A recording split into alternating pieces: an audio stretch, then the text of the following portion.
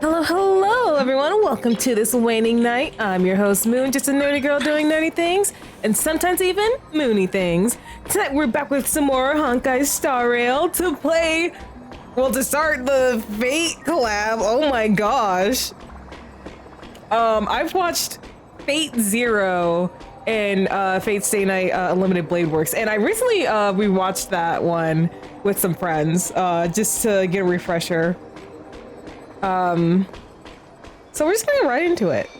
Oh, okay, so it wasn't one of those where if you got too close, it would start. You have to actually talk with her. Got it, got it. Mr. Screwlum said you'd stop by today, so I figured I'd wait here for a bit. So this is the device for testing the Divergent Universe, huh? Yep. You're interested in the Divergent Universe too? Oh, you've got the wrong idea. I may have taken some history electives back at Paperfold University, but I'm hardly the right person for scientific research. I'm here today on someone's behalf, to bring you a gift. Do you still remember the Holy Grail War we had back in Penacony? What? Where are you actually express head to this time? Holy Grail War? It's indeed bizarre. This so-called Holy Grail curio. Even though I still recall what we went through together, some of the details always get a bit hazy when I think back on it. So this event is a flashback? Old Odie gave me this Holy Grail as a token of gratitude for everyone who participated in the war. I wanted to display it on the Radiant Feldspar. He agreed, wholeheartedly saying, Ho ho ho ho! What better decoration for the Radiant Feldspar than a cup set to grant any wish? Talk about grandeur! Mr. Screwlum was entrusted to neutralize the power of the Holy Grail. Now it's just an ordinary dream bubble, stripped of its wish-granting properties. I've always wondered, if the Grail really could grant you a wish, what would yours be? A wish, huh? Feels like someone asked me a similar question during the Holy Grail War. Mary Don Hung? Your thoughts gradually rewind to the beginning of that Holy Grail War as many vague details gain clarity. It was a long time ago, or not so long ago. As Penacony's last festive superstar, she was once the center of everyone's attention. And now, with the unprecedented First Penaconian Holy Grail War about to kick off, she is back in the spotlight. Come on, girl. Show the audience that, what's it called? Tattoo on your hand? It's the command spells. Let's go. Right. Command spells. Proof of your selection to join the Holy Grail War. They say its power lets you command legendary figures from Penacony's history to fight for you. And now, let's give up the floor to the star reporter of the Crystal Daily.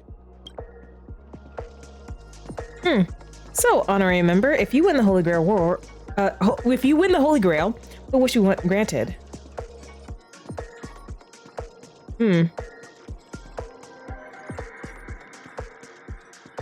I wish for peace across the universe.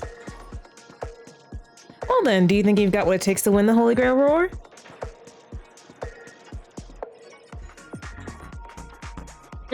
You betcha. Right, so honorary member. Oh! Okay, so I was about to say when that guy was speaking, hold on. Come on, girl. Show the... Yeah, I was like, is that Sampo? But now I'm just like, oh, honorary member, let's hook! That's Pitch Dark Hook the Great! Right, so honorary member, which legendary figure from history are you planning to summon? Don't tell me you're as clueless about Penacony's history as I am. What's your deal anyway? Yep. Oh, come on, girl. It's a rare treat for us Belabogian folks to travel off-world. Running into an old friend on an alien planet. That's pure joy. Sure, the occasion might be a little weird, but don't tell me you don't recognize us. I promised Pitch Dark Hook the Great we'd record every thrilling moment of this trip to the planet of festivities for the folks back home. And here we are stumbling upon you being interviewed for the Penaconian Holy Grail War.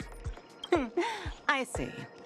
I was just wondering why someone else was taking my job, considering our channel secured exclusive rights to this interview and broadcast. Security? Clear the area. Wait, no. We can talk this out. How about a collaboration? No, these are my friends. They're cool. Even the money-loving alfalfa family wouldn't charge such a cute kid a licensing fee, right? Miss, consider it charity. Let this kid finish her social studies project. I mean, what's the harm in that, Assistant! Get these two out of here! The assistant surged forward without warning, escorting the two foreign visitors far from the scene. No! Hug! The Alfalfa family proudly presents the first Penaconian Holy Grail War. We'll be following the Masters every step of the way, bringing you the freshest, most exclusive coverage. Before we continue our interview with the Nameless about the Penaconian Holy Grail War, let's cut to a quick commercial break. Ladies and gentlemen, I'm sure you've all heard the legend of the Holy Grail, haven't you? Across the vast cosmos, such tales abound. Seekers embarking on grueling journeys in pursuit of a miracle capable of turning their deepest desires into reality. Yet, only a rare few ever have the privilege of witnessing its existence firsthand. But today, I bring you all that very opportunity. I have brought the omnipotent wish-granting chalice, the Holy Grail, to Penacony. Of course, the right to make a wish is a privilege beyond measure. And like most competitions in life, if you want to claim your reward, you'll have to fight for it. The Holy Grail will summon heroic spirits, legendary figures from Penacony's rich history, and bring You had the King of England? life. And you, daring dream chasers, will become masters, commanding these servants in battle until only one survivor remains. Worried it sounds a bit violent? Afraid it might turn into another Tychean robo-ball competition with limbs flying and blood spattering everywhere? Fear not. Mark my words. In the sweet dream of Penacony, there is no such thing as death. Any violence you witness is nothing more than harmless spectacle. The only thing real is the prize of having your wish come true. After all, this is the planet of chasing dreams. Here in Penacony, anyone with a dream in their heart has a chance to make it a reality.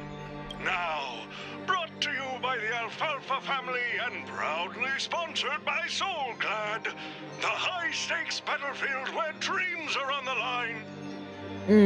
I wonder how badly this is gonna go. The first ever Penaconian Holy Grail War. Let the games begin. Oh, Zach, hello. Welcome to the stream. Ooh, you got Saber. I'm happy for you. I'm gonna pull for Saber after I meet her. At the same time, the Holy Grail War is sitting elsewhere watching the advert with interest. Terrific! I loved how you used the word survivor instead of victor to rally the contestants. Nothing stirs up a person's drive quite like the goal of simply staying alive, What an inspiring speech, Mr. OT. Even Louis Fleming himself couldn't have done it better. Easy on the sweet talk, kid. I'm not here for your flattery. I brought you in because I expect you to give it your all and become the survivor. Don't get me wrong, Mr. OT. I'm honored you picked me, but I'm just a nobody, a bottom-tier cog in the IPC. And if the rumors are true, you're not exactly a fan of the IPC, so why me? He's gonna use it for fodder, that's why.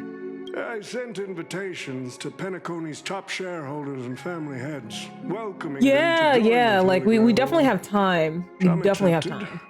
Others turned their noses up, dismissing my carefully orchestrated spectacle as just a marketing stunt. Seems like living in luxury has dulled the ambitions of the so-called elite. But underdogs like you, you're a whole different story. Now, remind me again, what wish would you make to the Grail?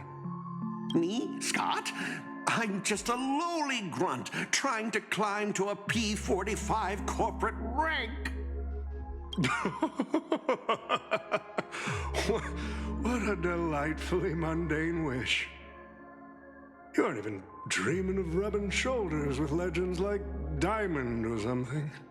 But compared to lofty nonsense like world peace, your dream is refreshingly grounded. So, the Holy Grail, can it really grant my wish? Of course it can. Kit, the command spell branded onto your hand is proof of your qualification. You've also summoned a servant and witnessed their power for yourself. Well, we are in a dream world where ice cream talks, wine bottles sing, and instruments play themselves. A grail that grants wishes and legendary figures resurrecting from history? Not so far-fetched here, I guess. I can't wait to like knock him out as soon as possible. But here's the bigger question. If the grail is real, why are you sharing it? Why turn this into a show? Let's face it. If I were in your shoes, I'd keep it to myself, make my wish quietly, and get filthy rich. A sharp question, Scott. Let me put it this way. Picture an old man who survived 10 Amber Eras, navigated countless conspiracies and power struggles, accumulated an endless fortune, and climbed to the absolute pinnacle of Penacony. Now tell me, what's left for such a person to wish for? More money and power? No one ever thinks they've got too much of either, right? I don't know.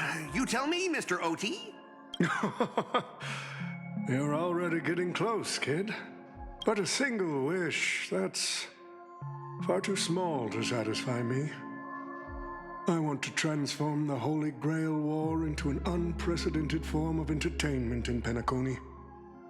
Imagine meeting historical legends, summoning them as servants to fight for you, and finally making your wildest dreams come true.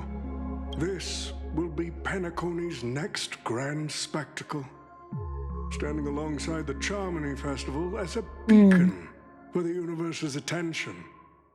Dreamers and wealth beyond measure will pour in far more than ever before. This is interesting and all, but like, can we move along, please? Ever Holy Grail War. What story could be more compelling than the wish of a nobody coming true? I don't want to be in his Understand presence that? anymore. Ah, I get it now. Don't worry, Mr. OT. I won't let you down. As a lone wolf, I've learned how to survive, no matter how desperate things are. But I'm not gonna lie, Mr. OT.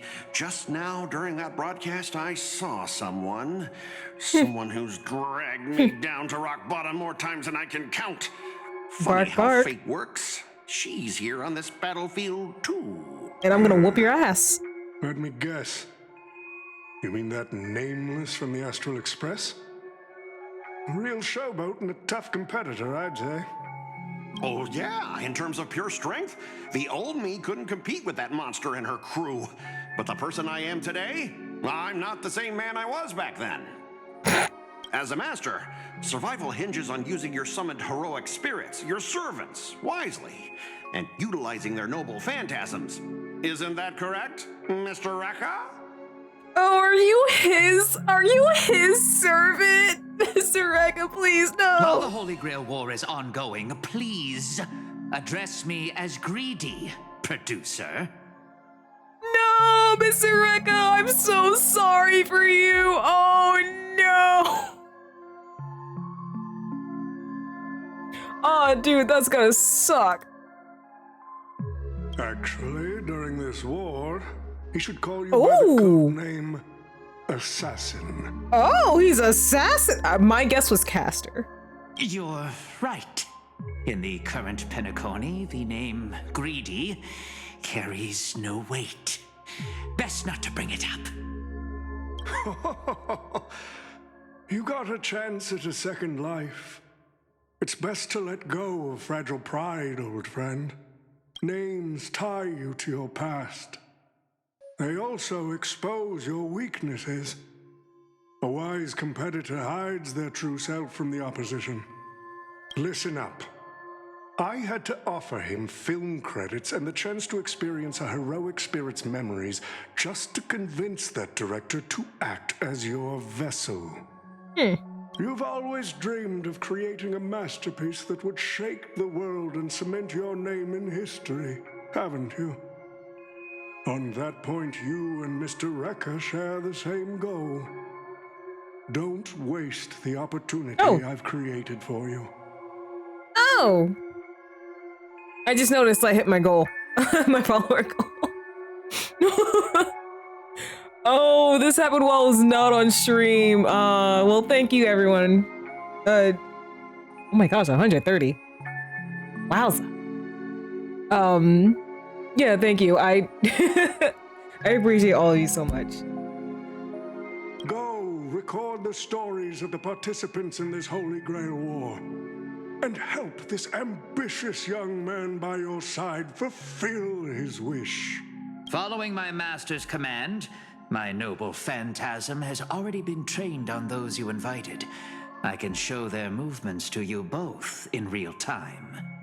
Well done, Assassin. With an ability like this, we're sure to stay ahead of the competition. The participants who have accepted the invitation and plan to join the Holy Grail War are already under my noble phantasm's watch. So, producer, which one do you want to check out first? Producer, time's ticking. Let's hurry and check out the other participants. Okay.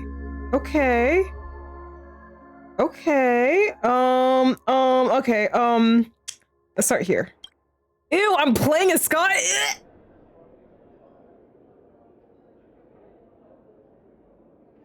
Using memory bubbles as invitations. A very Penaconian thing to do. But what's even more Penaconian is this omnipotent wish-granting chalice. Oh, listen to that. Doesn't it sound like a cheap business scam? Only someone from a backwater place like Eurilo 6 could be fooled by a trick like that. Oh, it's so good to hear you again. Oh, Aventurine, I missed you.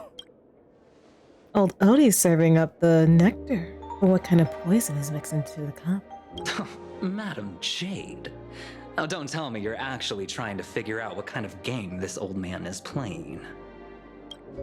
Why not? Penacony's biggest tycoon throws away his usual image of polite deal-making to invite the family heads and shareholders to participate in this dream contest, promising afterward to grant a wish that someone could never fulfill on their own. Isn't that fascinating? Fascinating? Well, people with real power wouldn't waste a second of their time on something like this. I mean, who would lower themselves just to entertain him?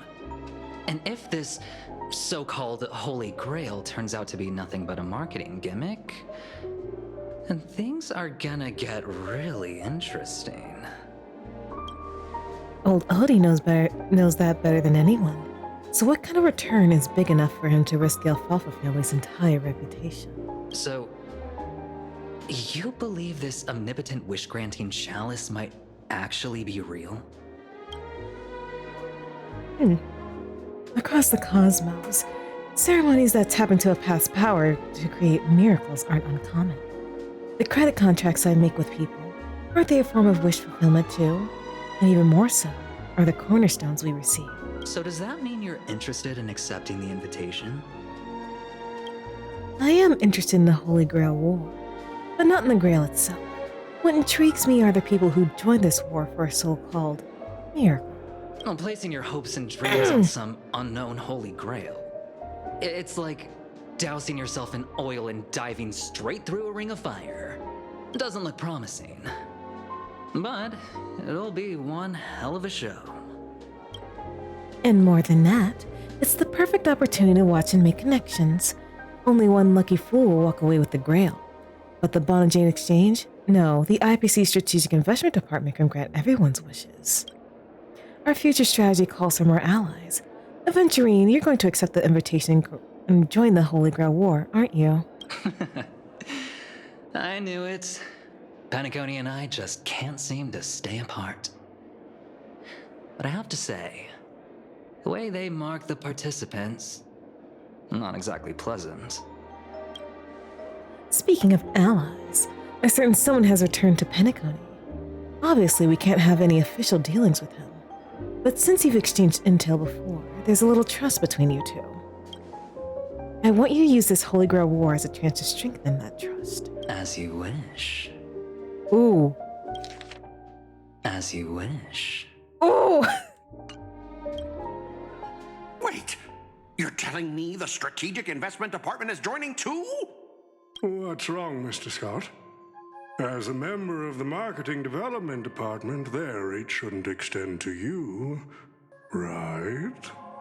That's right, Mr. OT. Besides, with you backing me up, even Louis Fleming... Let's just let Louis Fleming rest for now. Mr. Scott, the IPC is just one of many choices in this vast cosmos. Sometimes you need to fight for your own shot at greatness. I've got high hopes for you. Mr. Pom-Pom, it's been a while. Now that's forking hilarious. Girl, I know my identity's a little touchy, but here in Dreamflux Reef, just call me by my name, all right? I love you, Boot Hill. It sure has been a while since we last saw each other. Ooh. Not since that monkey raised hell here. How'd your agent even let a big-time star like you put on a street performance like this? A true singer doesn't only perform for the ones who can afford front row seats. But you, Mr. Boothill, your appearance here means something big's about to go down again in Dreamflux Reef, doesn't it? Hey now, don't go making me sound like some kind of walking disaster siren. You've heard of the Holy Grail War, right? The ads are everywhere. Nobody in Penacony could have missed it. Wait, are you telling me you're joining the Holy Grail War? Oh, why do you sound so shocked? Am I not supposed to? That's not what I meant. Or maybe that is what I meant. As far as I know, only the family heads, IPC execs, and the Astral Express crew received invitations to this Holy Grail War. Basically, the decision-makers of Penacony. And ain't I Pom-Pom, a member of the Astral Express? Ooh, he got us there. That's not what I'm saying. Relax. I'm just messing with you. For some reason, that old man went and sent an invitation to Dreamflux Reef, too. Micah figured things might go down the same way as they always do. The folks up top have their fun, and the people below take the hits. So, he sent me the invite. Said I might be interested. I see. So, Mr. Micah's asking for your help in his own way. Makes sense. I mean, after all, I'm a two-time hero of Penacony. That's right. Sunday, the monkeys. Daggone my stupid mouth. Oh, Why'd I right. bring that up? Sorry. Listen, I don't care about any muddle-fudging Holy Grail, but a Holy Grail War. Now that sounds dangerous. Yeah, you know what? Sometimes I kind of forget that Sunny and Robin are siblings. Because at first I was like, wait, why was that a bad thing to bring up? Oh, right. Sorry, girl. Kind of ran over your brother with a train. Yeah, I get that feeling too. Summoning dead guys from their graves to duke it out. Winner takes all. That sounds like something those IPC shirtbags would come up with. No heckin' way I vibe with that kind of setup. But since I took Micah's request, I gotta see this through. Make sure things don't spiral out of control. Alright, time to get prepped. Up next, per the invite's instructions, summoning the heroic spirit. See ya. That guy, that's the wanted criminal in Boot Hill. Mr. OT, sir, can't you revoke his qualification? Letting a criminal join the Holy Grail War is way too dangerous. What if he wishes for every single IPC employee to drop dead? That'd be the end of us. If you wish for anyone dead, probably Oswaldo and anyone who is involved with massacring his entire planet. Or like reviving everyone from the planet. Kid, you're basically admitting you think that cowboy is going to win the whole thing. Where's your confidence? You gotta keep your head in the game. Once you accept the invitation and are branded with the command spells, your qualification as a master can't be revoked. Then we should send out the bloodhounds and take that criminal down immediately. But Mr. Boothill wasn't wrong, was he? He saved Penacony twice before. If we jumped the gun and hunt him down now, that wouldn't be very tactful. Yeah, like in terms of like optics, that looked bad to like, oh, you sold out the guy who saved your planet twice? That's not a good look. Why are you so scared of this guy, Scott? Let's just say there's some personal history. He's got a particularly brutal way of handling my department's people. And isn't this your perfect shot at vengeance? Win this war, and you can bring that cocky cowboy crashing down yourself. Don't worry, Mr. OT. Forget a small fry like Boot Hill. If the traps are set right and the schemes are airtight, even Louis Fleming wouldn't be able to escape. Bro. Good. That ruthless streak of yours reminds me of my younger days. All right.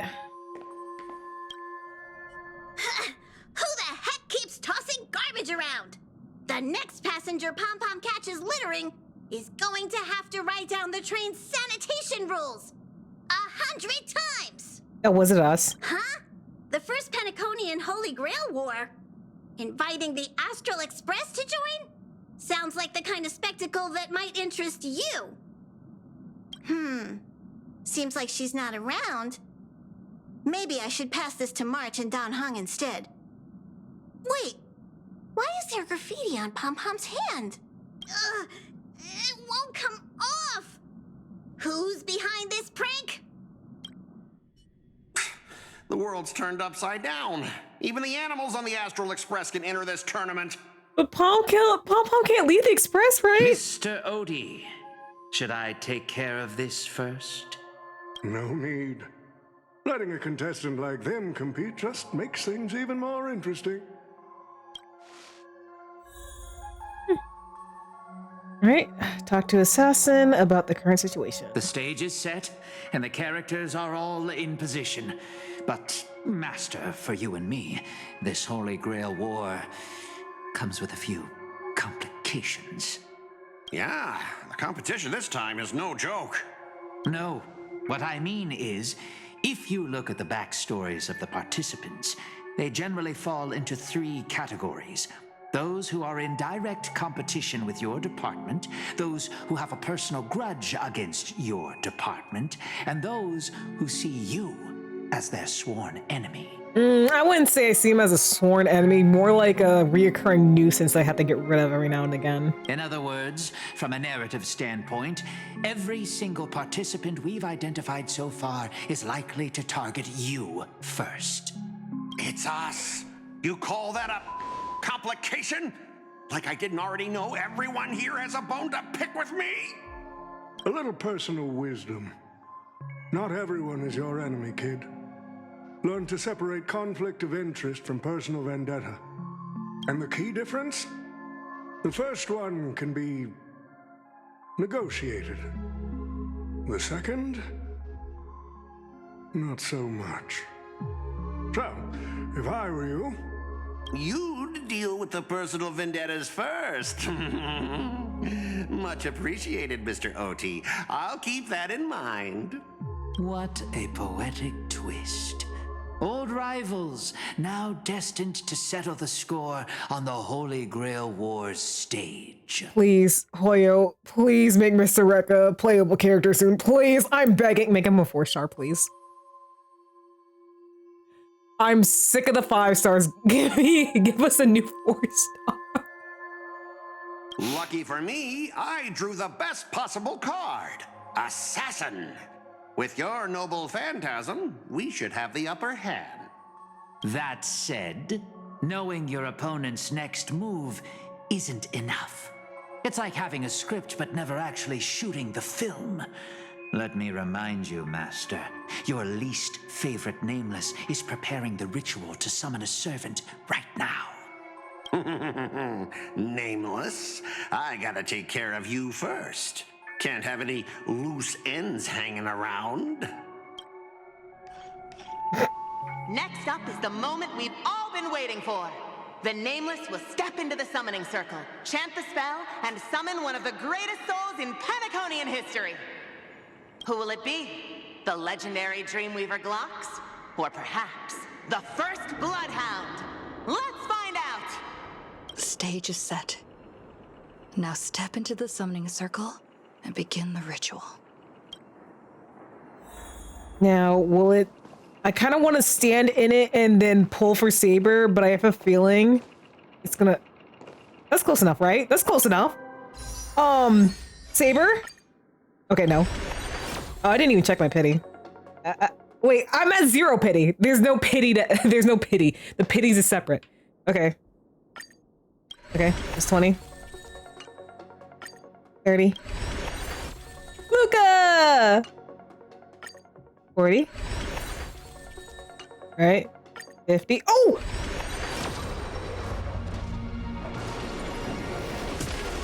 Saber, please. I beg. You're an absolute king and I love you.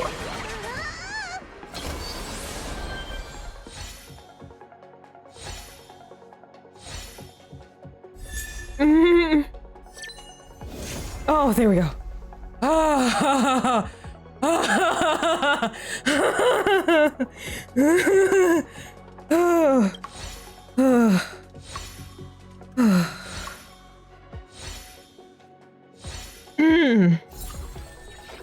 Okay, perfect. 5 pity. Beautiful.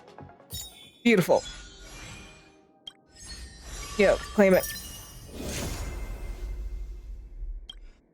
All right. Okay. Whew. Wouldn't that have been amazing if I pulled 2 5-stars back to back? Ugh. Would have been amazing. Okay, okay, okay. So.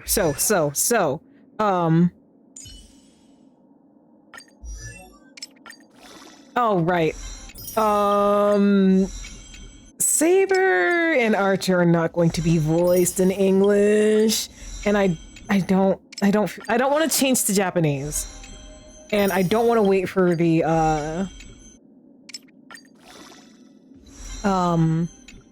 next patch to come out in order, like, because I believe in the next patch, they're gonna make it so that, like, you can intermingle languages. So come next patch, I can, in theory, like, go to Saber and then change, her, voice to Japanese. Because I know there's certain reasons why, these two aren't,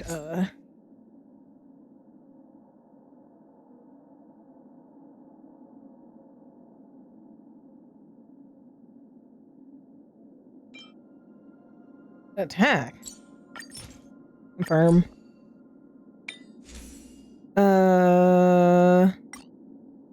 Not the set. Main stat. Yeah, wind damage.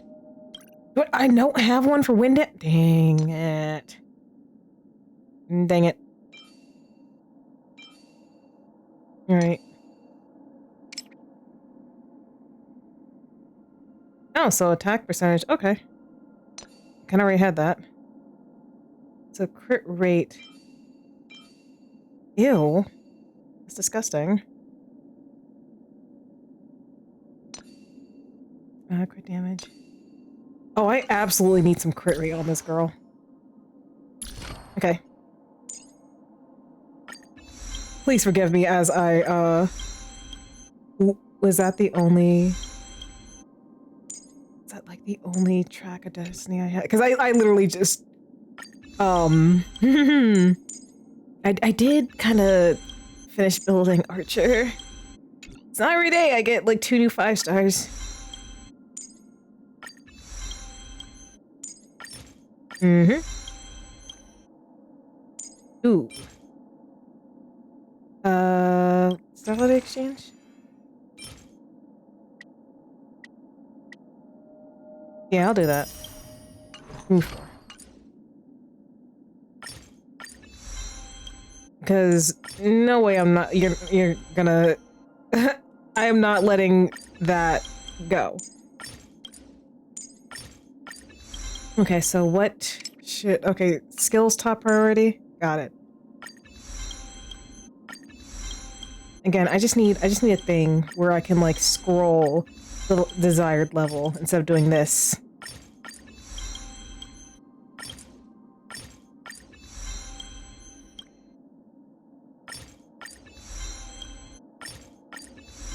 And I'm going to assume ultimate is the next priority.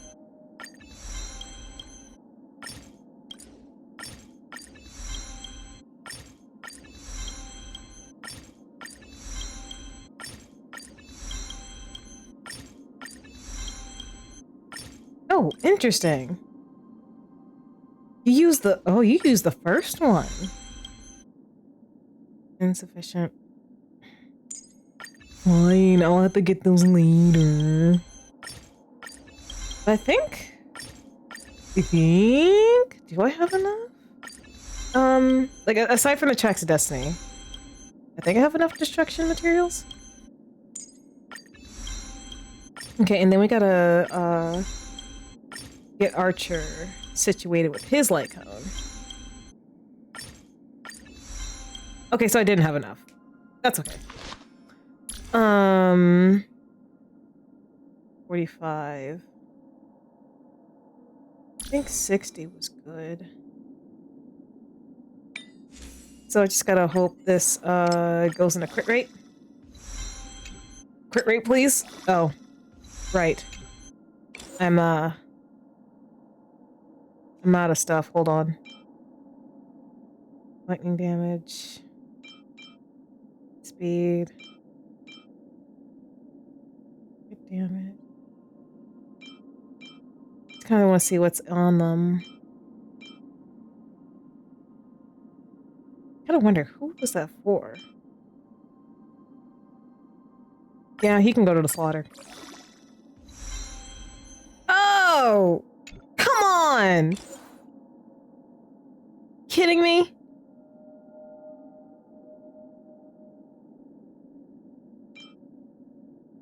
No, like, defense. There you go. I don't mind sacrificing. Can I go crit rate once? Thank you! Hey! Wait, I'm trying to aim for like 50. I also need like more attack.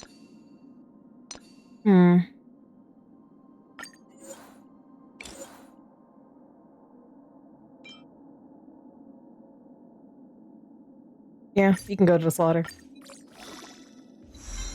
Are you? Damn. That relic is, biting me.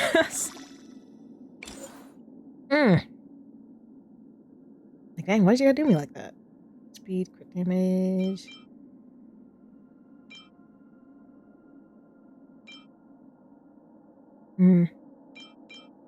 That one might be okay. Oh, that's a 15. I kind of used up all my resources here.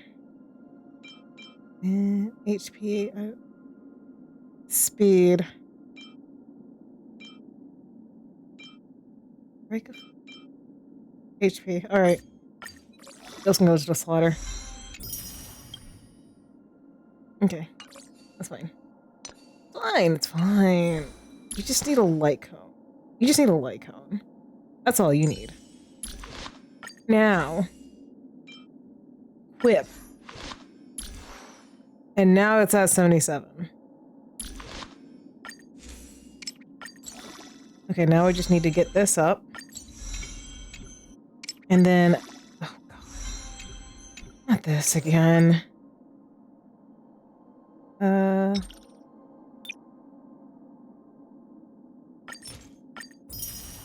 I hate that so much. I don't want to deal with that.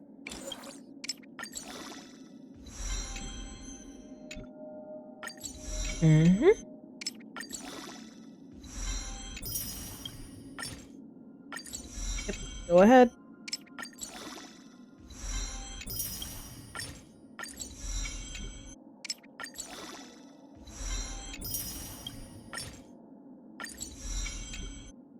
Almost done. One more ascension.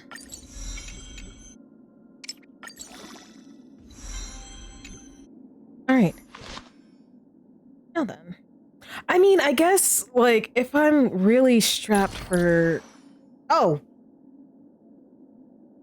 If I'm really strapped for crit rate, and his, enhance... Brand position... 20.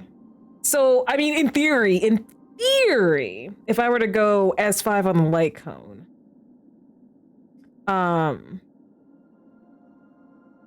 that would make it 32, or an extra 16. Yeah. All right. Collaboration. I can set as a build target because I feel like... Yeah, okay, so at least it'll tell me. Oh, let's go, Archer! And Saber! Let's go. Okay, all right, come to me in the story. Okay, perfect.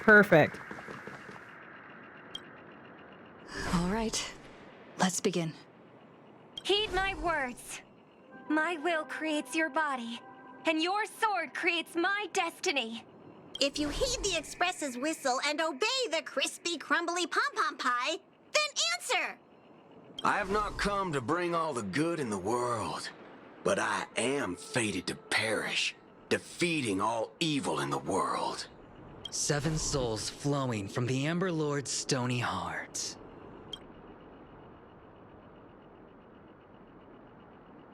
Come forth from the circle of binding, guardian of the scales!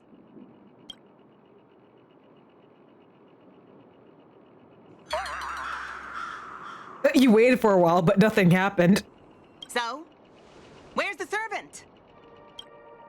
There was no light pollution, no exciting music, and no soul that came down from the sky. There was only awkward silence. Where's my servant? Oh, I wish I could capture this pathetic little moment of yours and pass it down as a family heirloom for generations. Oh, you ready for another ass beating, Scott? I was actually worried you'd luck out and summon some terrifying servant. But turns out you're just plain cursed. Compared to you, even I seem less of a lone wolf now that I have a servant. Maybe I should let you borrow the title for a couple of days. Can I kill him now? Even without a servant, you're no match for me. You think you could take a cheap shot and beat me just because my summoning failed? Listen up, girlie. Let me teach you why rules matter. This is the Holy Grail War. Having a servant versus fighting alone? That's the difference between wearing power armor and charging in shirtless. Let's not waste time. Your summoning ritual just flopped.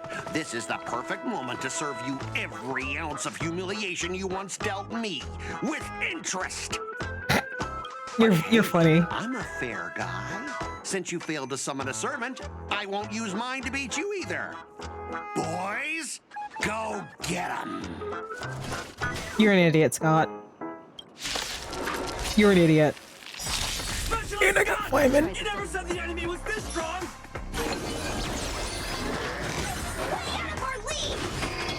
Who's get to file my overtime pay?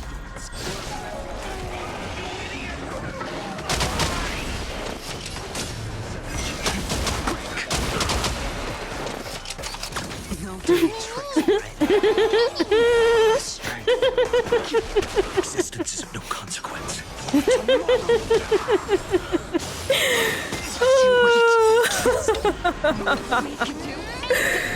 You should have brought out your servant, Scott. At least then you... Well, you still wouldn't have a chance, but... At least it wouldn't be this pitiful. Come on. Good job, ma'am. Future will come.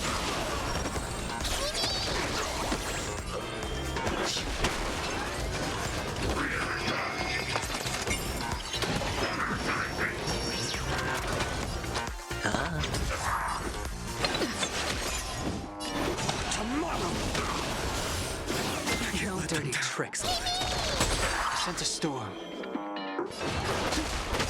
Awaken the Oh, end it, Don Hung.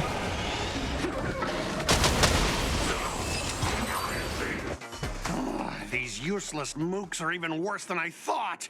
Anyways, just fall back for now. Now wait a minute. Scott, that's all you've got? Guess it's my turn to hunt you down now.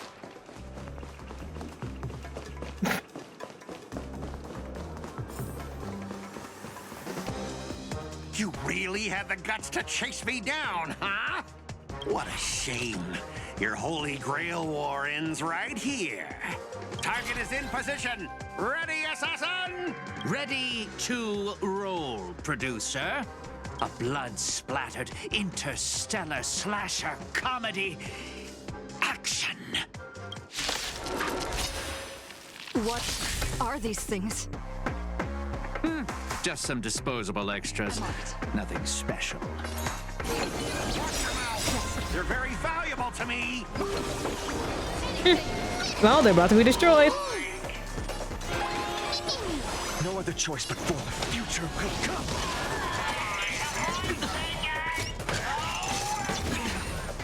Watch your head. The times are changed. Hedge your bets.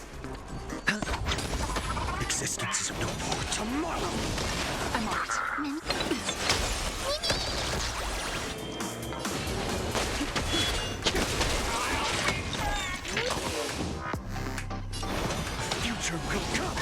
Oh, don't let me get fined on his ultimate. Hi, Story! Welcome to the stream! How you doing?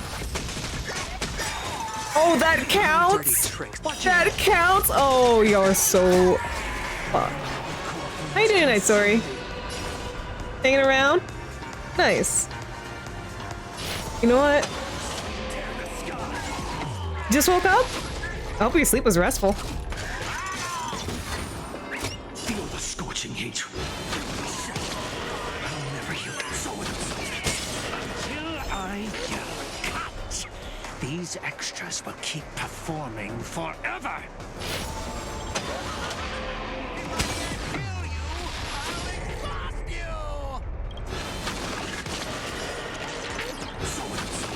Unbelievable. And just playing at a Holy Grail world. This isn't a future. Who the heck are you? Watch and learn, rookie. At a time like this, you should be doing this.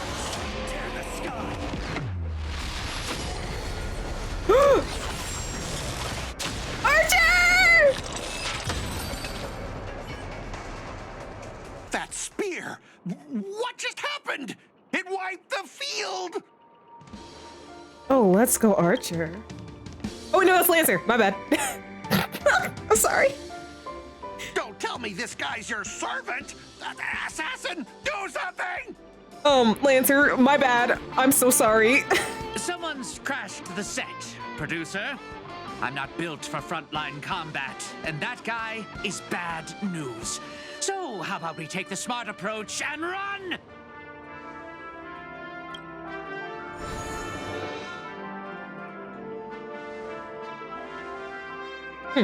So he put his master into spirit form too. Assassin class. Always such a pain in the neck.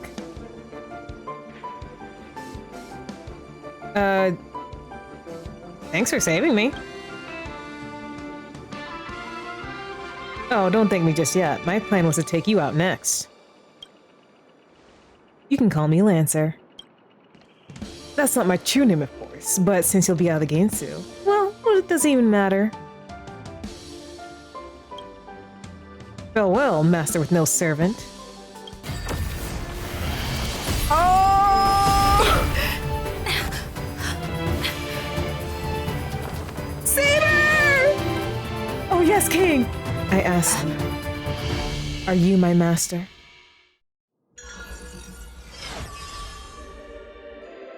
Ooh! Ooh, I'm getting goosebumps. You? What a terrible reunion. That's what I was thinking too, Lancer. But as long as I stand here, I won't let you lay your hand on my master. Well, kid, you just hit the jackpot. It's safe now, master. Are you hurt? Wait, so you two know each other? Oh, they know each other very well. We've crossed swords a few times in past Holy Grail wars. Our allegiances often clashed, but he's not a bad person. You don't seem to be from this world. I've noticed that as well. The Holy Grail granted me the knowledge I need to participate in this war, but much of it makes no sense. This world is completely foreign to me. Ah, I forgot to introduce myself. You may call me by my servant class, Saber, or by my true name, Altria Pendragon. I was once the king of knights in Camelot. I'm assuming you know nothing about this place either. Not a thing. It seems that from the very foundation of our existence, we hail from two entirely different worlds. To help this servant understand this dream world bathing more, you go on a lecture about interstellar travel and cosmic geography. Only to suddenly hear a thunderous rumble. It seems that the lady night before you was starving. You hungry? Forgive me, I must seem rather undignified. You may not realize it, but this world has almost no magical energy. And as a heroic spirit from a completely unknown realm, I can't draw power from fame or mystics. So to maintain my combat strength, I need a lot of energy intake. Master, do you know anywhere around here that serves large portions? Well, if you're not picky about the food. Not at all. I've never been particular about taste. Besides, hunger is the best seasoning. Come on, I'll take you to try the local specialty. Halovian winged burgers. No way your world has that. At the same time in golden hour?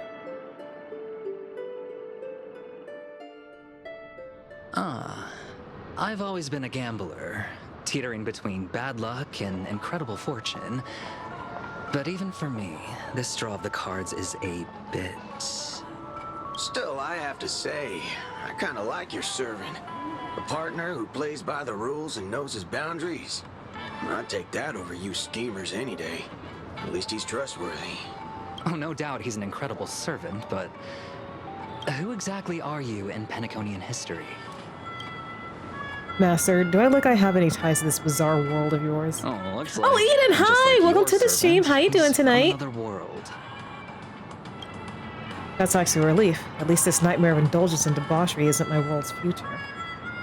Oh, forkin' hell. So, two outsiders. Summoned two more. Oh my gosh, Eden, you're not gonna believe this. I also got Archer at 0 pity. It was insane. I didn't even have to pull. He just forced his way into my inventory. It's great. You know what? His light cone did the same thing. the same thing. Yes, we're so pretty, Eden. We're so pretty. Yeah, he was just in awe of her beauty and decided to come home.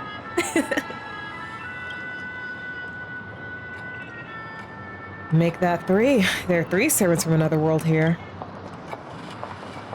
Oh. Oh, what is, I don't know how to read that. Oh, Chilean? Things didn't go your way, huh? Oh. Oh, that's his real, oh, I don't know how to say your real name. I'm sorry, Lancer. Did you just say my true name out loud? Ever heard of tact? I did pull for Saber. She came home 50 pity. Well, technically, if I want to be exact, 45 pity. She came home with 45 pity. Light cone, we're still working on it. I'm at like 10 pity on light cone. What's the big deal? No one here knows us. No one's ever heard of Aaron or the Hound of Kulan. But that also means we're at a huge disadvantage. We're fighting against heroic spirits who get buffed by this world's power. Man, all I asked you to do was a little recon. How'd you end up looking this beat? Don't even start. Almost got 2 masters in one sweep, but then Assassin covered his master's escape, and the other one, the gray-haired kid summoned. For gray hair? That's one of ours. Why the heck were you fighting her? You're the one who told me to go after the most annoying targets. Guess we'll have to clear up that little misunderstanding when we meet. Huh? You said her heroic spirit is like you guys. I love how he called us ours. That's right, Master. They're servitors. The Saber we're very familiar with. Her? Well, that's an unexpected reunion. Are you guys often summoned into worlds that aren't your own? Aren't our own. Most of the time, we're in situations that are foreign to us. Someone else's era, nation, war. I've never seen a world so completely alien before. That said, as a counter-guardian, you don't need to know what that means. My job is to show up when a Holy Grail war goes wrong. Maybe the other 2 were pulled here for the same reason. Ah, I see. So it's your fault we're all stuck here. Okay, what do you mean by a wrong Holy Grail war? Do you mean that in your world, the Holy Grail War is a common ritual, but in our world, old Odie completely botched the process? It's not exactly normal in our world either, but you guys definitely screwed it up. First off, the Grail is not a toy, and it surely isn't something amateur mages like you should be messing with. And this time, our physical bodies weren't even constructed from magical energy. If I had to guess, this so-called Grail must have tapped into something similar to magecraft to create this pseudo-Holy Grail War. A corrupted ritual, a Holy Grail War in the hands of someone who is the host of this war. Lancer, do you want me to spell it out? Might as well slap Mastermind on our forehead. Well, at least my master this time doesn't seem like the kind of idiot who'd abuse their command seals. Well, that makes things simple.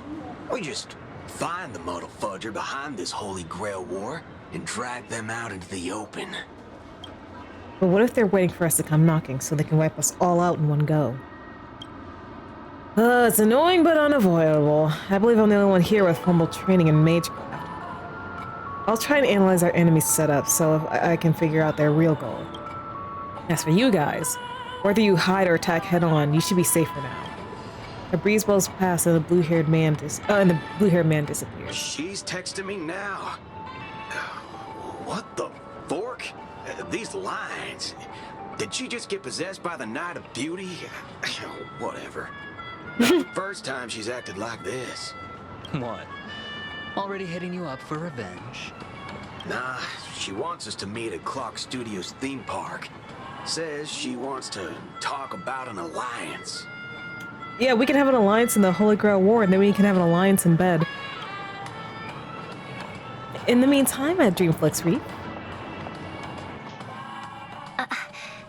I thought a heroic spirit would look... I don't know... more special? So I'm guessing you're the mastermind. This isn't quite my true form, but I'm afraid this is the only way I can appear before you. Summon at your request. I am... Caster. Yep, you're the mastermind. You even have like Kindness's like hairdo. Like, not to mention, in every like piece of media I've consumed for Fate so far, Caster has always been the problem. I would of course prefer to be honest with you. But every time I try to say my own true name, it turns into this. Dissonance? But that's your name. It was. But it's been trademarked, copyrighted, owned by someone else. I'm sorry, Master. Just call me Robin. I'm not used to being called anything else. Miss Robin. I'm sorry if this isn't what you were hoping for. I'm just a faded star from the age of dreaming. A piece of dead skin in an industry that sheds its past without a second thought. I was brilliant. Once. Who was I? Well, maybe you'd find the answer buried in some old, forgotten magazine. They used to call me the eternal silver screen beauty. The golden note of Shipei's legacy. I've had even more names. But ever since I first stepped into the limelight, I've never had my own. Not even in death. Not even now. When I've been dragged from the grave to perform on this new world's old stage. Every time I even try to speak my name, it gets drowned out by that cursed dissonance. I know you're trying to like appeal to like, you know, like my empathy and make me feel bad for you, but I don't trust you. But it's my name. My name. Mine.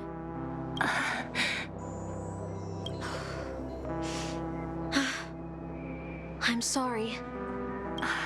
It's okay. Let it out.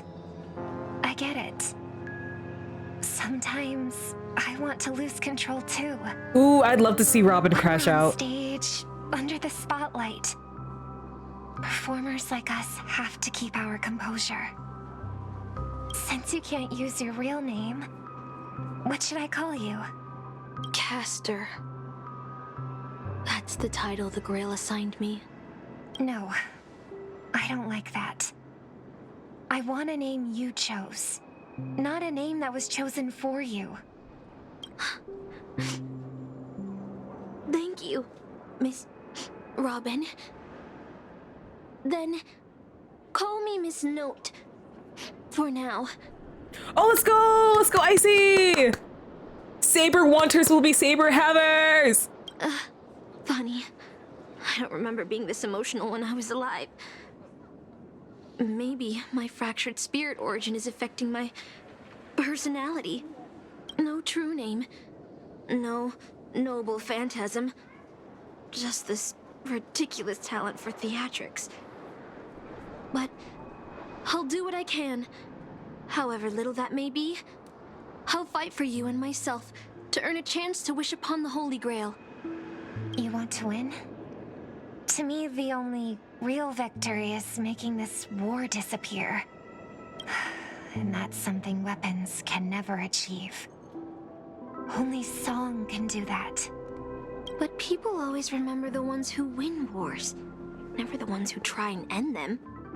Whether you want to end this war or win it, you're going to need allies. No performance is complete with only the lead on stage. I know. I was just thinking the same thing. Out of everyone in this war, there are at least 2 people I can trust. I've already invited one of them, and I plan to lay everything on the table for her. Penacony, cityscapes floating in the sky like clouds, where ice cream and cotton candy just chirp and jump straight into your mouth. This is incredible. Just like you said, Master, this world is steeped in dreams. But it wasn't until we arrived at this place, Dreamflex Reef, that I truly understood why the Holy Grail chose this one. Why? Because every shining place has its forgotten corners, gathering dust ignored. And in those places, there are people with countless unfulfilled wishes. That's why the Grail would come here. This land proves Penacony isn't a dream kingdom, but an exaggerated reflection of reality. All right, enough about that. Let's find something to eat. Listening to your stomach rumble is making me hungry too. Servants don't bring money when they materialize in this world. Is your wallet good to go? Don't sweat it. I've got plenty of cash. 11 million credits to be sure. Or, well, maybe it's at like 10 million now. Good, I'll make sure to repel you with a glorious victory. Almost there, Saber.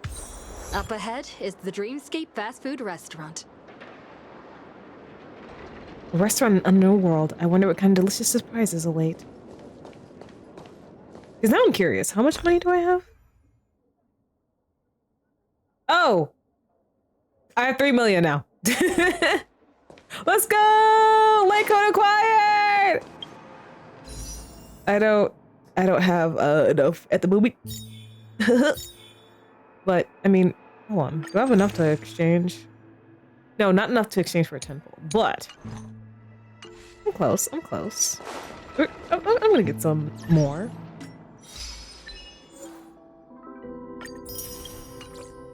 Yay, summon Saber. But, yeah. Here is Saber. She just needs her light cone. She just needs her light cone. And then, yeah.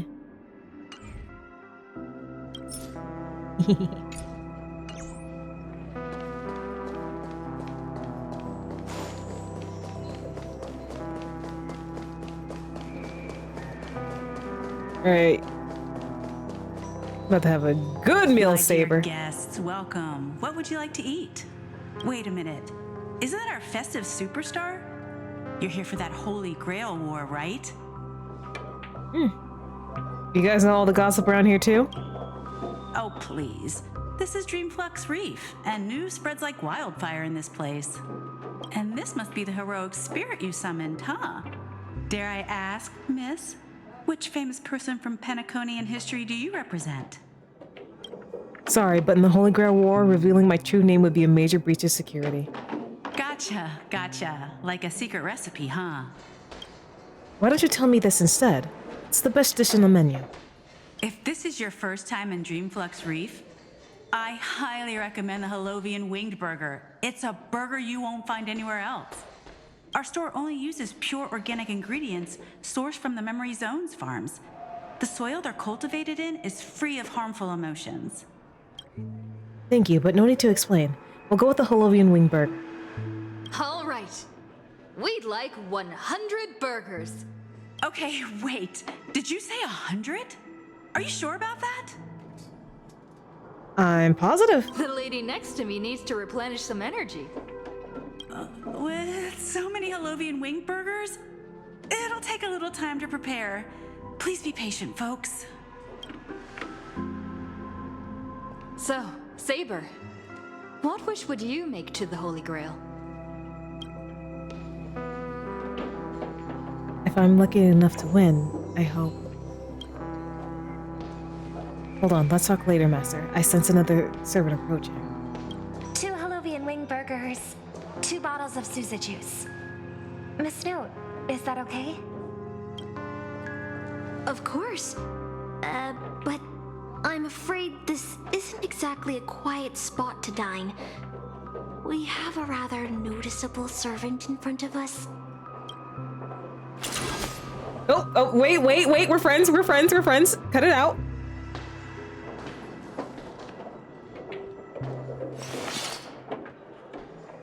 It's been a while.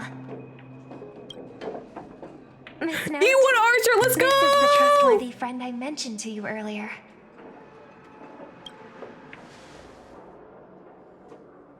Oh, they're a friend of yours, Master.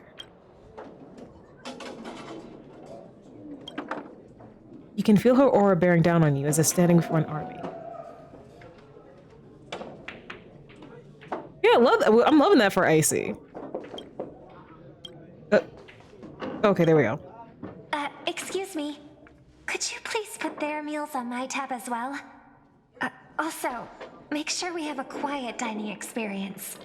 No interruptions from the other guests. I'll leave an extra tip for that.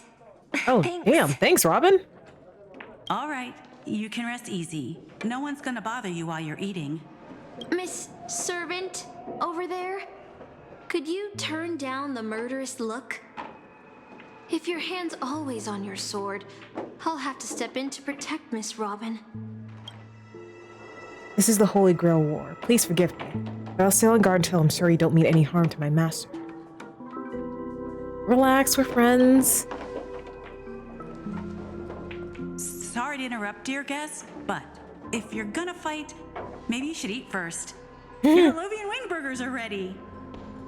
You prepared 102 burgers pretty fast. So, let's eat first? Agreed. You two ordered all of this? With quiet poise and grace, the two servants polished off the Holovian wing burgers on the table. It seems they've all calmed down after eating. The dinner table really is the best place for diplomacy.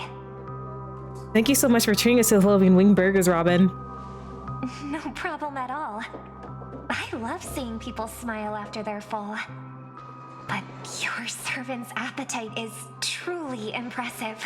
Oh, she's got the guts. Miss Saber, I don't remember anyone like you in the history of Penacony.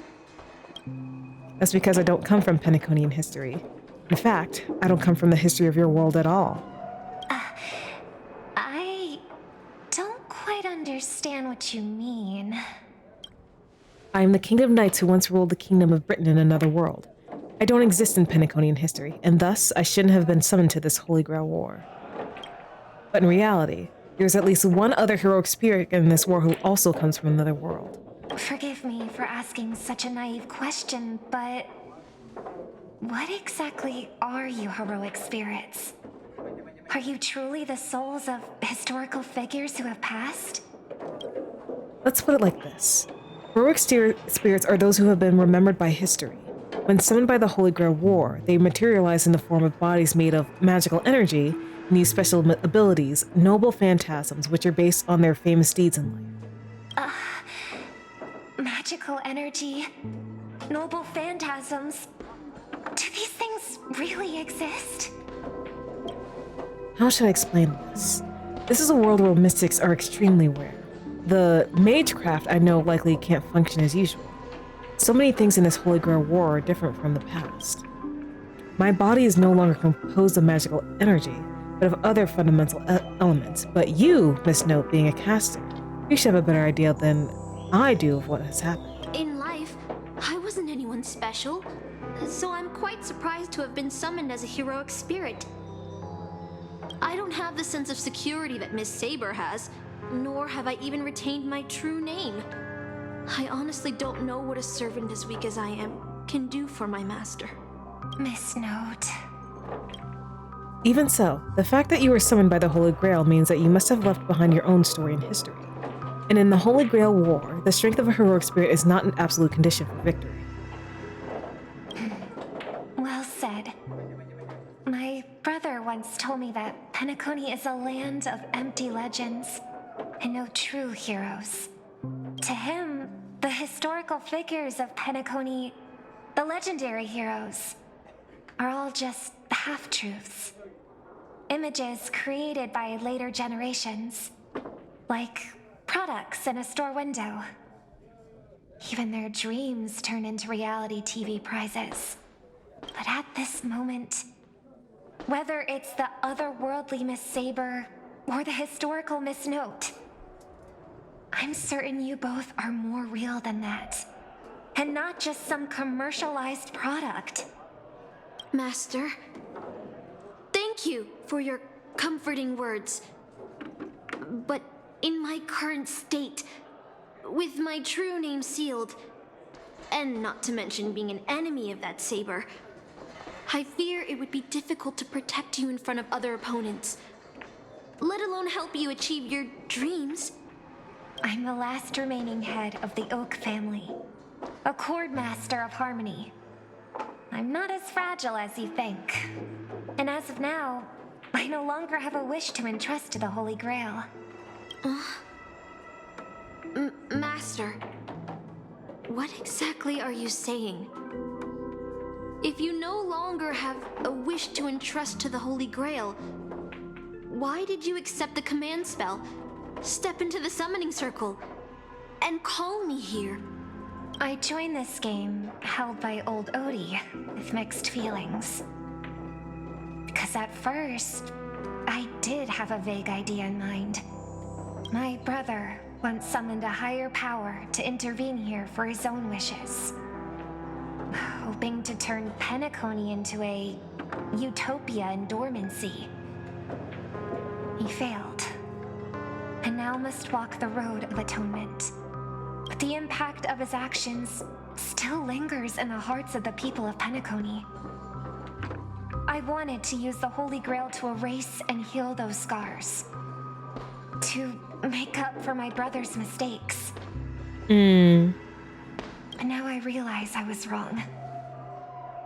Summoning Miss Note to the present world showed me that the Holy Grail does possess some sort of power. And entrusting my vague, unclear wish to an unknown entity would lead the us Grail down is kind of very like a genie. dangerous path. Regardless of my intentions, my wish is still selfish. It's no different from my brother's wish. I'm sorry, Miss Note. But the moment I summoned you, I realized my true feelings. The people of Penacony are not so weak that they need Enna's dream to save them. I shouldn't ask the Holy Grail for anything. What concerns me more is... what exactly does old Odie want to use the Holy Grail for? This Holy Grail War is indeed suspicious. You may not know, but in my world, the Holy Grail War was originally a ritual for mages. One that needed to preserve its mysticism in order to obtain the power and create miracles. But this old Odie, the host, is openly displaying the ritual to the public. This should have tainted it, making it impossible to carry out. I've experienced many Holy Grail wars and seen many different ritual forms, but this one is unlike anything before. In my view, it's best to proceed with caution. Master, what do you think? Let's unite everyone. That's right. Exactly. From what I know of old Odie, he won't stop this game no matter what. So I want to form an alliance with as many participants as possible. Until we clearly understand the true nature of this Holy Grail War and the power of the Grail, we shouldn't make any wishes too hastily. You're a worthy successor of the Oak family, Master. But I think your plan for alliances is a bit idealistic. Each participant and their servant have their own desires.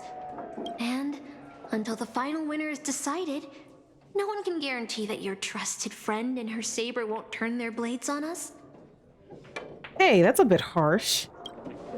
But for now, I'll follow your lead.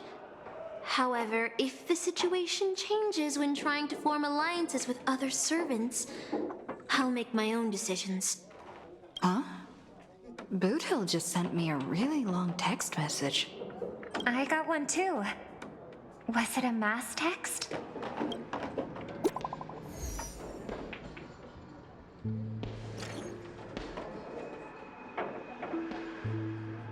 What the hell?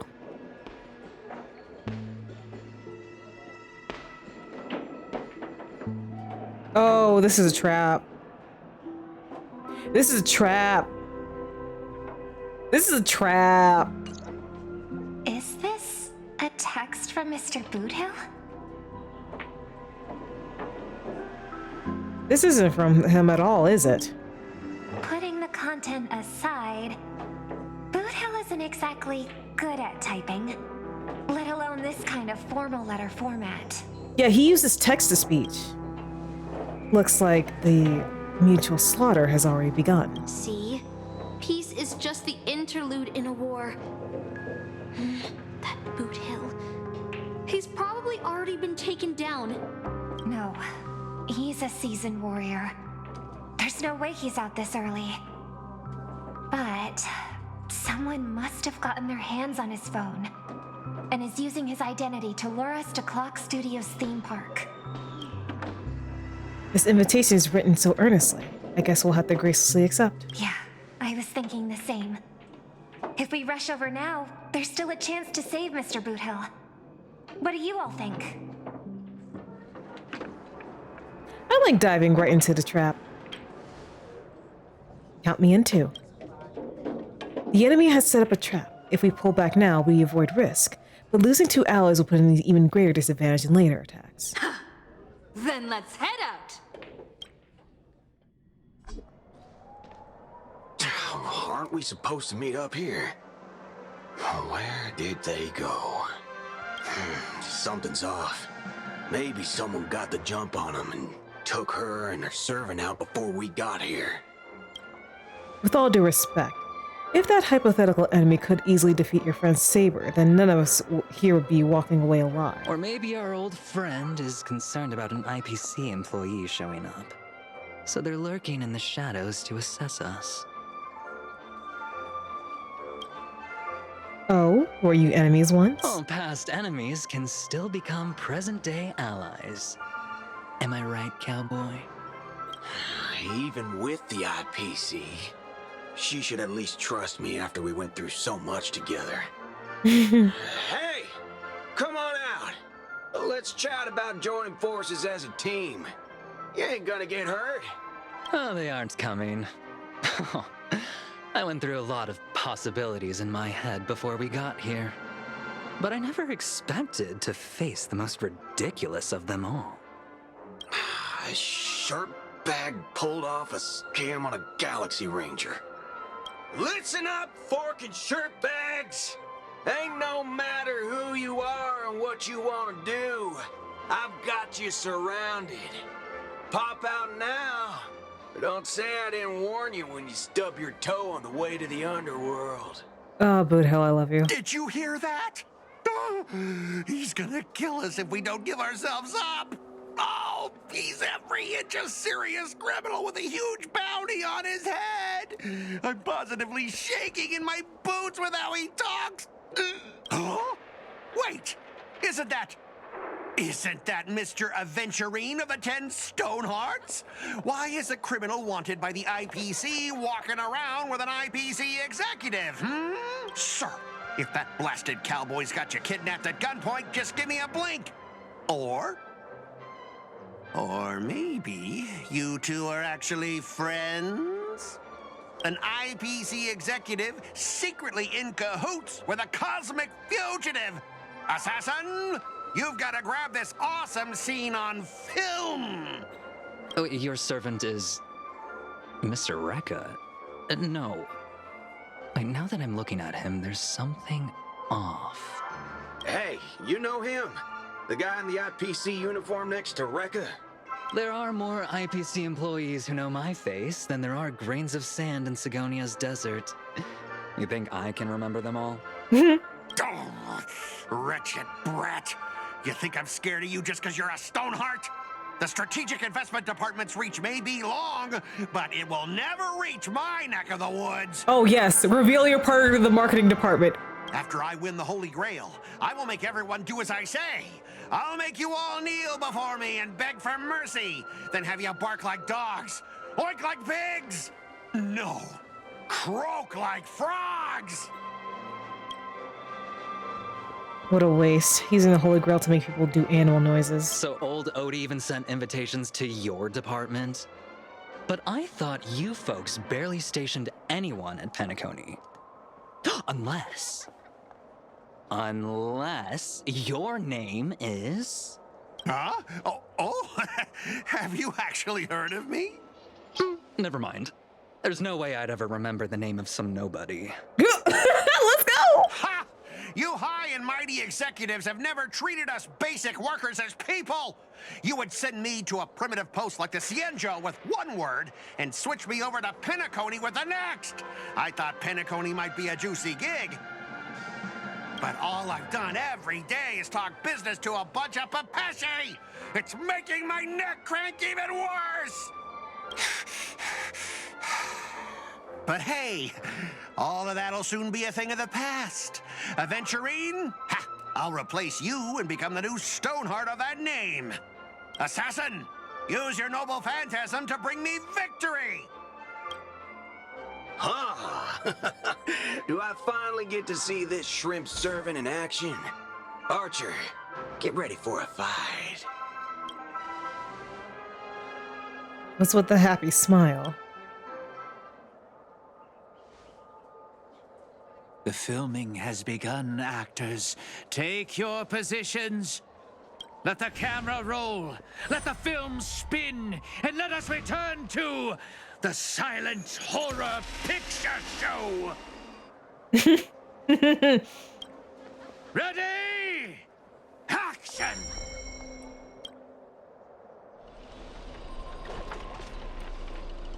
Wait, this isn't spirit form. He just vanished right before our eyes. The servant's presence concealment is more disturbing than I imagined. Wait. Where's your voice?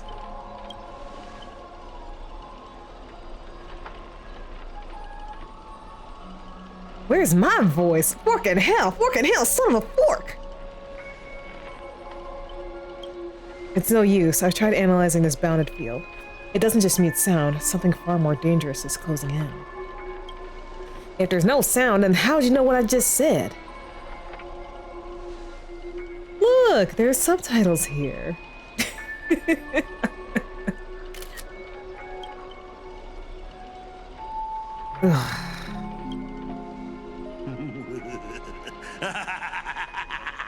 I've always wanted to see you people like this. A bunch of idiots subjected to my every whim. You do realize one of the servants is missing, don't you?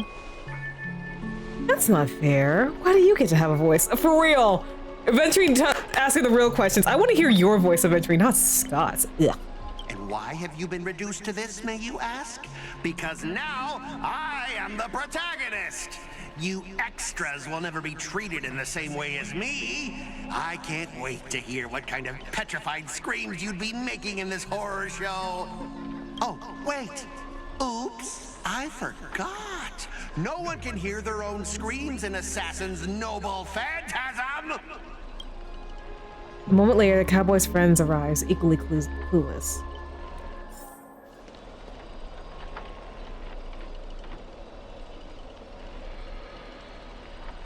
It's unusually quiet. No sign of Mr. Boothill or the enemy who lured us here.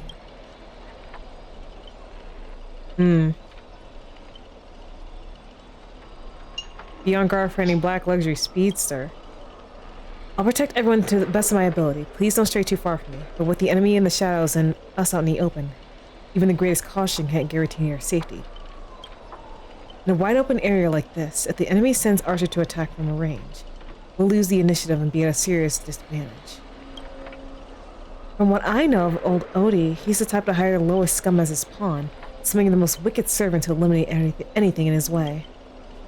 Haven't you noticed? Since earlier, our voices vanished when we speak. That's true. Could it be the enemy's so-called noble phantasm? More importantly, everyone, I have a question. In this world's history, is it possible for a non-primate to become a heroic spirit? Say, a billboard, or maybe a TV? If it were in an Intellitron, that's at least possible, but a billboard? A TV? Then what's that thing up ahead? A TV peering out of nowhere turns its polished rear to the crowd. It's obviously a trap. Scan the horizon surroundings, look for anything unusual. If this is a decoy, the real mystery is probably lurking nearby, waiting for us to take the bait. We should steer clear of this trap. Stay away from the shady TV, alright.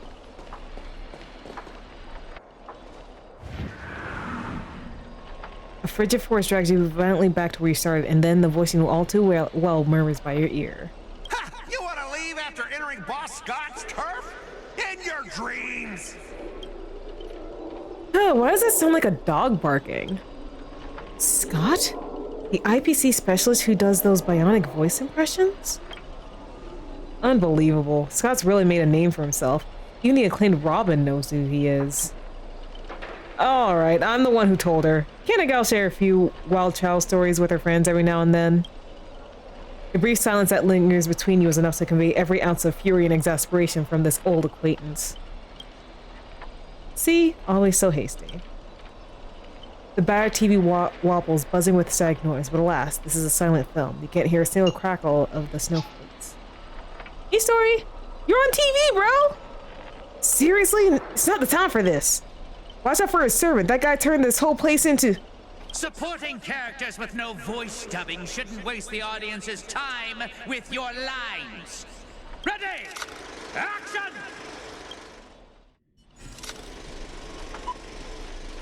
Midnight Chainsaw Rhapsody.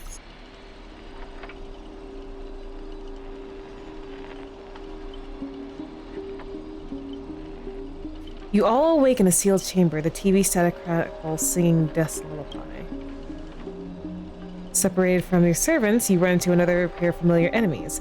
As for your cowboy and the songstress companions, vanish without a trace. Why are you here? Scott sent a scam text to Mr. Boothill in your name, and you know how that goes. Let me think. How will you bark at this time? Forget that third-rate nobody. What I really want to know is, where did he send our servants? Splitting up in a horror movie? That's a death flag. Let's figure out what we're dealing with here. That monster in the room sure is an eyesore.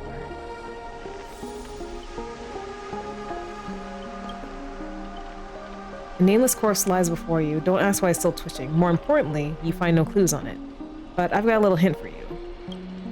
You are employees of the International Pizza Corporation. To reward your outstanding performance this year, the IPC has organized a special vacation at a hotel. When you arrive, the hotel is completely empty. As midnight strikes, its true nature revealed. This is already the 5th room. Hey, can you hear me? What a bunch of troublesome fools. I can't believe that even you fell for it, Archer. Just so we're clear, I was against this from the start. Those 2 blockheads insisted on investigating. Now it's 3 blockheads, masters of an otherworldly Holy Grail war, and not a hint of caution among them. That's how I ended up with frown lines. Is it a little late to say all that? Listen carefully. This Holy Grail war is strange indeed. It's my fault. I have failed as a servant. I should have kept my master away from this trap. You two, over here! Master, I saw your subtitles. I'll find a way to get you out. Hold on, if I were the enemy, I'd disguise myself as the master and wait just behind the door for the perfect ambush. Archer, listen to my voice. It's obviously me, right? Sorry, this is a silent film. All I see is a line of subtitles under the door with the name Aventurine slapped on it. If you want me to prove you're really my master, you have to spill 10 humiliating secrets that only my real master would know. You really don't know who I am? Will this ever end? This is a horror film, people. Background characters start acting scared. This place was once an IPC prison where criminals were banished. Its deadly traps ensured no one escaped. Now the inmates have passed, leaving only bloodthirsty, vengeful spirits. I've wanted to ask this since your first line. Why target the IPC workers? Back when this was still a prison, the IPC scoundrels turned to a living hell. What do audiences love most? Watching those criminals suffer. Saw someone's leg and a door unlocks automatically, but if nothing happens after a system hour, boom, the room explodes. You, the guests, will also go up in flames. I know this one. The room you can't leave unless you do a particular thing. It's one of the classic tropes from Penacony's vintage horror flicks. Aren't we a little off topic? By sheepy, I didn't expect someone your age to know that much about Penacony's early dream bubble cinema. You have a bright future ahead. That's right, I was the one who gave the world my genius vision with my first film in Penacony's early days. So this noble phantasm is based on that?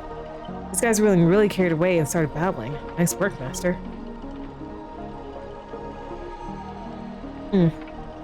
No wonder the scene feels so awkwardly shoved in. Now it all makes sense. Randomly cobbling together old school horror tropes? Yeah, not exactly groundbreaking. Take that sawing off someone's leg bit. Originally, the protagonist was restrained by ferrofluid shackles and had no choice but to cut their own leg off.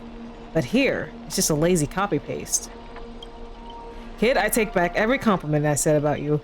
Your screens will be played on loop in the most conspicuous spot at Grady Films. Ooh! Get that late night breakfast. Oh, that sounds so good. Oh my gosh. You know, it'd be great. Like just a late night trip to like an IHOP. Get some pancakes. Have fun. I hope it's delicious. Revealing your true name on purpose. Let me guess, just part of your dramatic flair, huh? You fool! How did you let your true name slip like that? Isn't that supposed to be a heroic spirit's greatest weakness? Assassin! That's a mood story. Don't panic, producer. I'm not some legendary hero or anything like that. Just ask him, what does Grady even mean in Penacony? I've only heard of Clock Studios, and as expected, soon you'll see who Penacony's greatest director is. For now, I'll slip behind the scenes. What will it be? Self-sacrifice, or will you turn your blades at each other right before my eyes? Take what little time you have left to talk over, but keep selling, and well, tick, tock, boom. Alright. Venturine, can I give you a celebratory smooch real quick? Just hold on. Let me.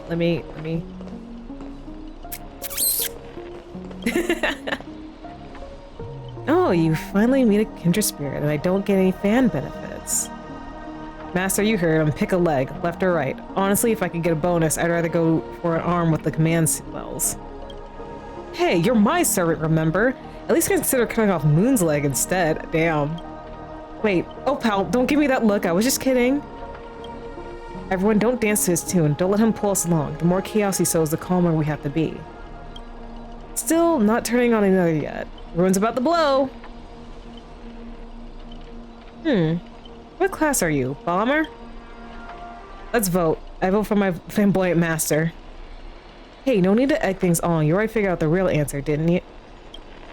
A sealed room. A bomb about to go off. It sounds dramatic, but... rationally speaking, as a servant, wouldn't it be easier to just cut the door down? Master, please take 2 steps back. The sword-wielding girl unlashes a fierce shout. Crack, the lock splits and the door creaks open. Master, stay close to me. I don't know what that assassin plans to do next, but it's still dangerous here. Using brute force in a horror film? Or experience from another world clearly have no sense of art. A blonde beauty like you, shouldn't you be screaming for help and waiting for the hero to save the day? She is the hero that saves the day. Skulking assassin, once I reach you, scream all you want. Call for anyone to save you. You better reach me first. Thanks to your recklessness, this hotel's chainsaw spirit has been awakened by the noise. Protagonists, take the stage. Trying to run? Did I, the protagonist, ever give you permission to run? What are you, a piece of gum stuck to my shoe? As the star of this film, I'll be the one to personally tear you all apart limb by limb. I wonder, will it be a team of 4 of us, or will it be my... okay. With assassin's power, these saws can cut 3 times the blink of an eye. That's 6 cuts in one go. With my concealed sword, chainsaw reversal, you won't escape me even if you turn into a claw.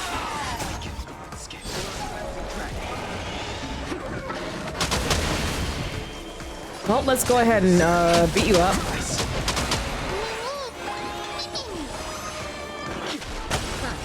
It's on me. Existence.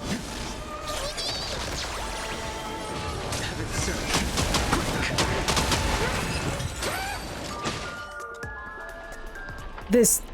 what kind of evil spirit gets beaten to a pulp by its victims? Ugh, forget it. Producer, take 5. We'll be needing you again later. So this is the power of the horror speaks from another world. Figures. Penacony's just a backwater speck with 10 amber eras. With no real legend for history, of course we pale in comparison to true heroes. But that's also why you're going to lose. I'll take each of you runways one by one and turn you to obedient extras for my film. Pray tell, does anyone look like they're running from you? Don't get ahead of yourselves. Act 2 is about to begin. After a brief pause, you exchange the information you've gathered with one another. Boot Hill, Robin, and Miss Note are still missing. Scott and his servant can strike again at any time. So they're giving us time to breathe, huh? Guess they're pretty confident about their trump card. Archer's master. You seem very familiar with films. What do you know about this Grady? I've only heard the name before. This guy was some terrible director back in Penacony's early days. He cranked out a ton of cheap horror silent films and was a master of interesting commercial gimmicks. But people in Penacony forgot about his name ages ago. Only found the film he used to trap us through sheer luck. Picked it up at an interstellar junk market. So we're dealing with a total nobody. That's no good. What makes you say that? As heroic spirits who left a mark in history, our legends usually hint at our greatest weaknesses. Like that one warrior who bathed in the river of the underworld and became invincible except for his heel. I was hoping you'd know something about that person's past, but it turns out he's just some washed up no-name that even you folks have not heard about. Oh, thank you, sorry, for the hydrate. It's right in with Mr. Scott, doesn't it? A pair of nobodies with shady tricks up their sleeves. Still, I've got this feeling. Even if they got the upper hand now, they've got no real way to finish us.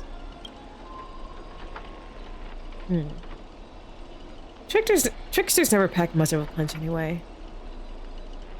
Ooh! E6 Saber, let's go, Icy! And let's go, Sugar Parrot Kuro.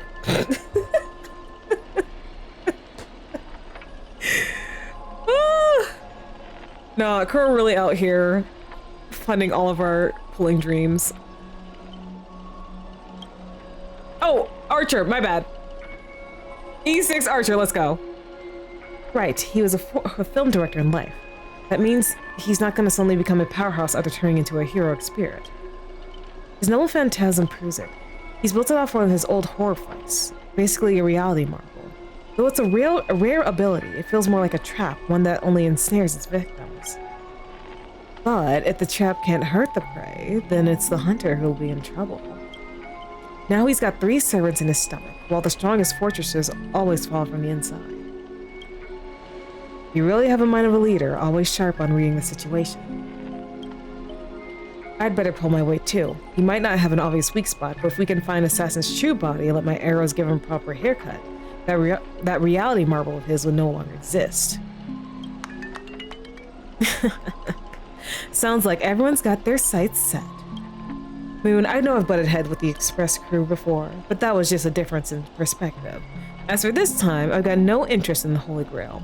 My boss is more concerned about what old Odie has up his sleeve. If you're willing, maybe we can actually work together this time. If I get smooches, yeah.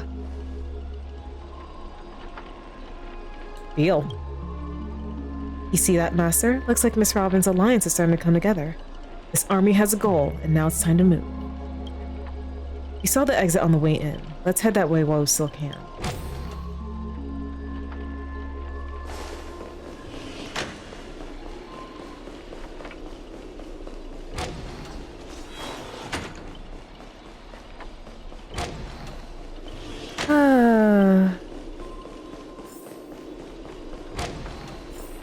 An endless corridor. The layout completely different from before. An annoying bounded field. If we can't bring this space to calm, we might never find a way out. Oh, wait, what's this?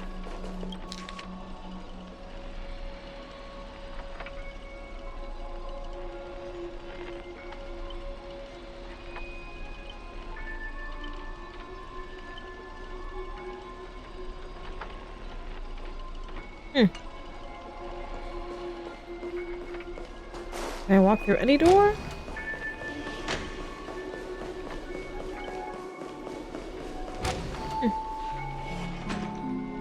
Feels like we just looped back to where we started. If we don't find some kind of countermeasure, we could be stuck running in circles forever.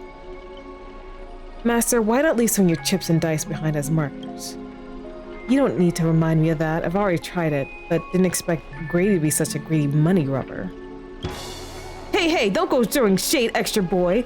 I was just cleaning up the set as usual. Gotta make sure random props don't ruin the scene. The next scene is all about the IPC employees trapped in a haunted hallway and cursed to suffer forever. Nowhere to escape and no one will ever help. And here, any struggle is just wasted effort. Oh, Robin! Is that Mr. Robin?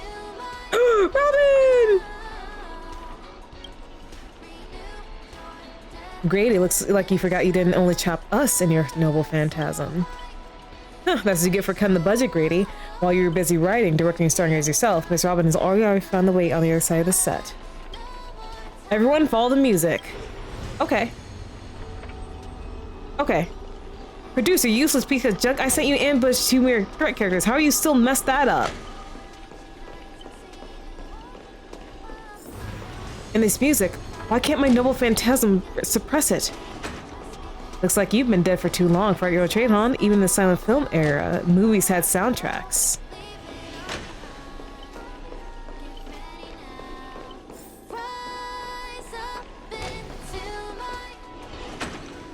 A gentle force of harmony floats through the tight space. At its heart, 2 singers light the way for the lost. But at the same time, evil spirits approach them, determined to shred and consume these visitors from beyond the sky. You coward, pick on someone your own size. Whatever you had in mind, it's already too late. In a blur too fast to track, the mist don't grabs the attacking monsters and viciously smashes their head in the floor. Oh no, my cathode ray tubes. Ah, don't hit my screen with your microphone. Ow! Honestly, that might be the first R-rated scene in this whole movie. You started right if Robin actually summoned a berserker. That's it? The guards back in the Zoned prison were tougher than these things. Bravo! Truly Penacony's brightest bloom, brilliant both in drama and action.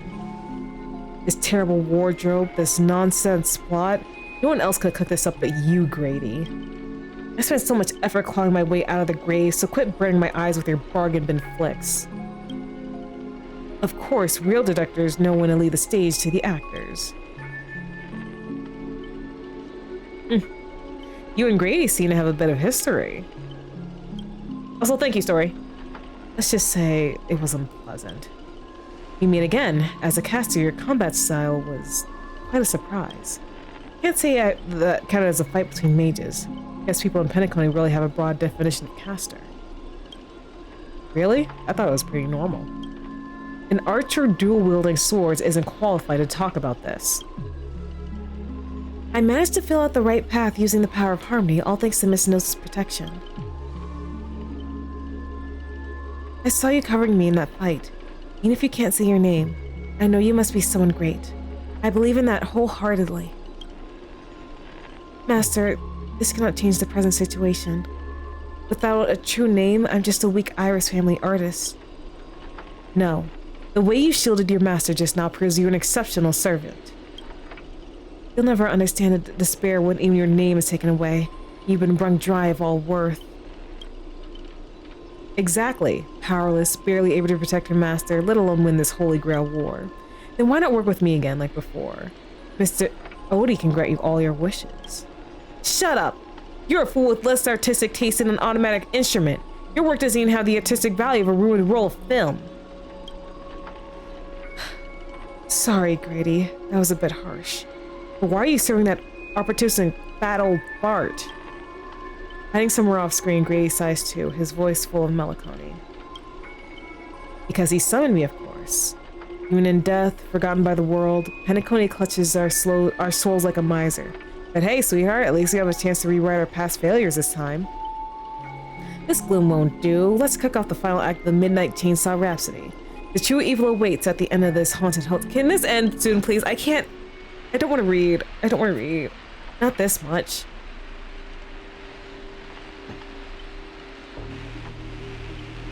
Wow, the director really went all in this time. Greedy, is this what you meant by giving me more power?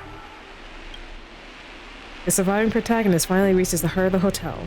The evil spirit appears through the screen, then I gather all the lights and effects on you, shaping you into an invincible monster. Lyndon Scott, you'll become a legion of evil spirits, a horror icon etched in movie history. I'm all fired up! Now, I will take back everything you took from me. You shall pay tenfold, no, 1,000-fold! Honestly, the way this guy keeps coming for you, even the wildest British hounds will call it obsessive. Master, what did you do to him? Oh, I made him bark and squeal.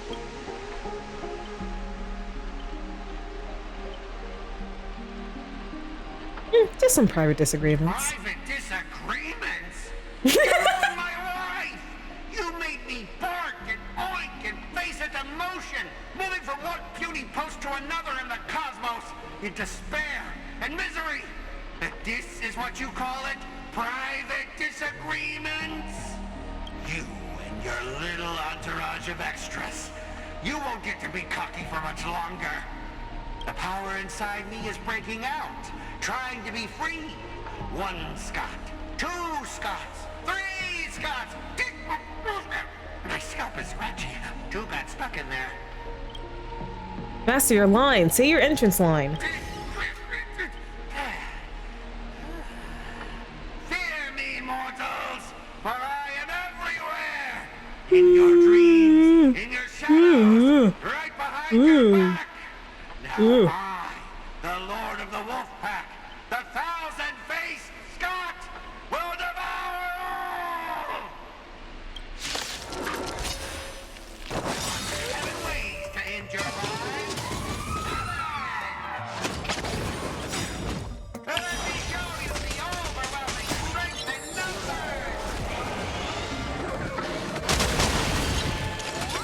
Let me show you the overwhelming strength of my imbarbator neck. We can do it. Trust me. We can do anything.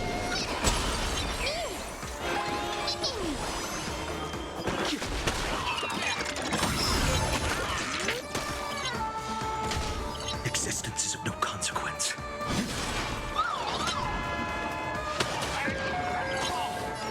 Spend freely. The dice have been cast. Okay. Bust. Or maybe I'll take it all.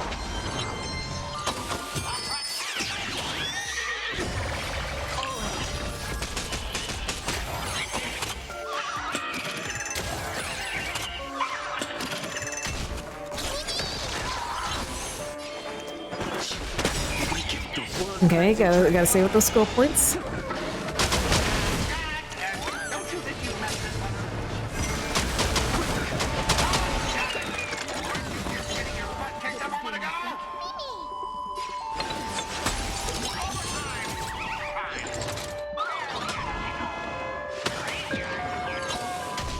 No other choice but forward. For tomorrow.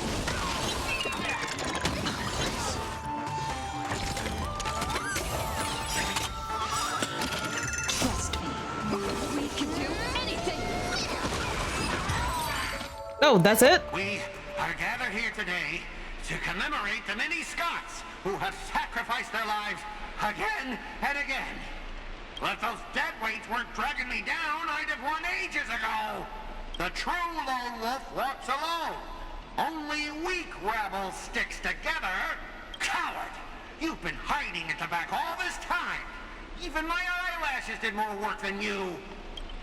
The Scots start bickering and tossing blame around. What a scene. Finding someone like this, there's no honor in it. Brady! Do you still even want the Holy Grail?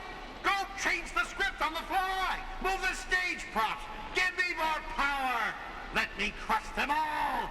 Crush them in the palm of my hands like a true villain! Sorry, Mr. Scott. I was wrong about you. You're a natural comedian who's only good at playing comical characters. Dropping you into a horror flick? That's not just a miscast, but an insult to the lens.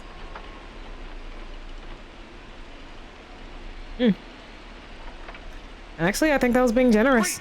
Are you trying to betray me? Don't forget, I am your master! With my command spell, you'll have to...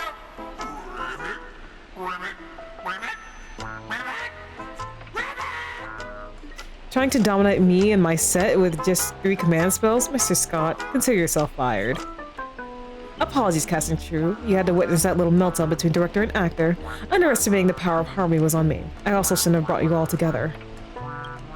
So I'll be more thoughtful with your stage entrances next time.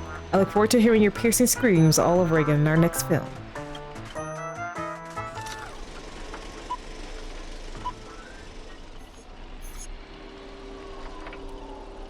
Did we just leave his reality marble?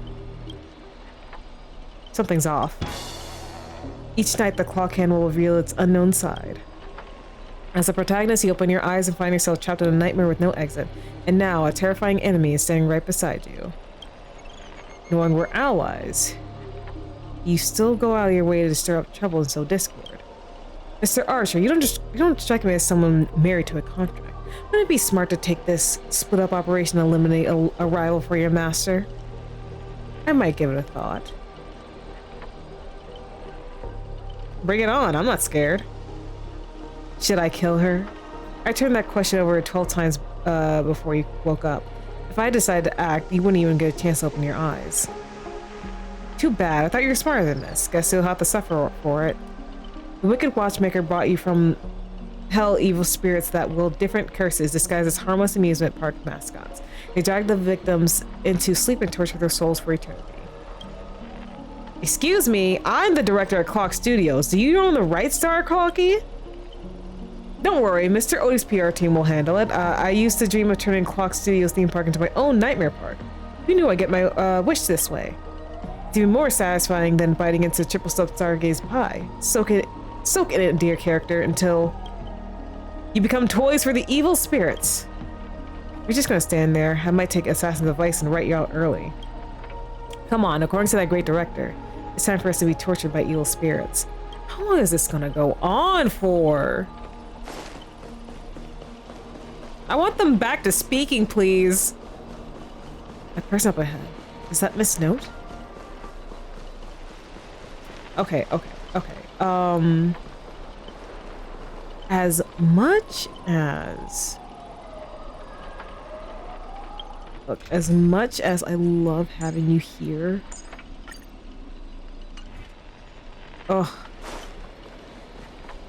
If I'm gonna be using the same, team here, like I might as well, make it a little bit better for Don Hung. Oh, my bad, sweetheart. I almost forgot your voice is already my personal property.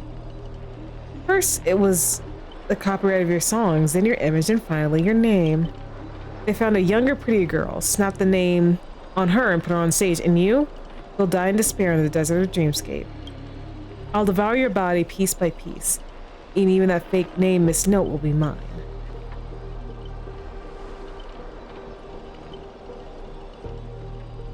That's not copyright, that's monopolization. Finally, and right on crew, let your friends get a good look how far you've fallen. Don't be so quick to charge in, Red Handsome. I might look feral, but I could still drag Miss Note down with me before you land a hit. Why would I spare an enemy servant? 2 birds with 1 stone sounds perfect to me. You seem just like another hollow loudmouth, like Greg Brady. Figures. You foolish outwards don't realize just how powerful this nameless servant can be in Pentecote. Call it a terrible performance. Let me give you a taste of what Castor can really do. The voice of harmony will compel all lives to dance in my tune and become my familiars, and you'll drown in syrupy oblivion. We'll see about that. Anyone who fights with a stolen weapon is bound to get hurt by it. If I were you, I'd think twice before swinging something you ripped off from Miss Note. Master, are you alright? Let's fight side by side. No need to trouble yourself with small fry like this, Master. Trying to steal the spotlight from the star? Get them. Whoever takes them down gets a lifetime supply of Soul Glad from our investors. The free meals. Seriously? Soul Glad and 2 bottles of syrup? You're all in for the devil? What happened to your pride as monsters? I'm a background extra. Who has time for pride? Human or monster, beast or demon. If you've got a mind of your own, then you've got the right to chase hope with your own 2 hands. Your soul's worth is far more than the pittance your employer is offering. I can't promise you paradise. I swore I'll always fight on the front lines and not hide behind you while you die. So what'll it be? Spend your life as a dancing puppet for him? Or live one moment as a knight? It's not too late to turn back now. There's only one answer to that. Wherever still my king's sword points, our hearts shall follow. I was here force. How are you controlling my familiars?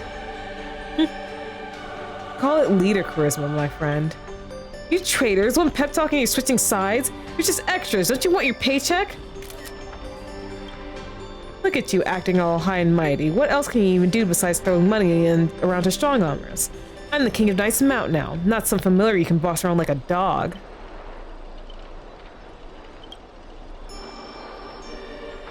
I bestow upon you the name of my beloved steed, Lamre III. Now come with me. Let us vanquish the evil before us. In the name of the king! Wait, if you kill me, you'll all vanish too. You're still my familiars.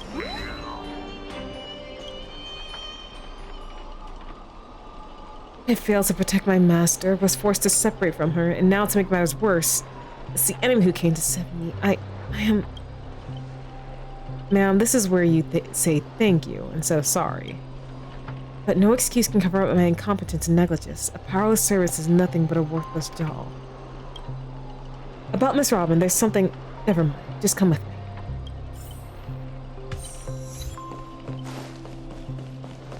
Alright, where are we going, Saber?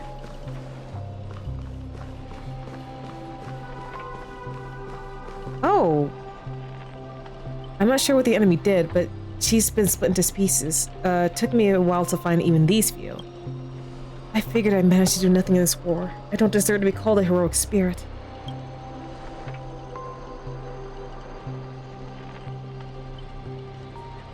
It's Grady who plays dirty. Love using your little harmony tricks on me, huh? Then I'll scatter your singer across my nighttime park and see who's helping you get out of here. Please don't be sad because of us. You're already done your best. Just like an iris by the riverside. Call it what you want, she's still too weak. No need to sugarcoat it. That old fool. Once I find that darn Odie, I'm gonna tear his puffball and stomp it down to polite Robin. Judging from what I can tell, splitting us up like this is probably an act of revenge. But our minds naturally try to reconnect. Theoretically, if we can reunite all the me's, they'll go back to normal.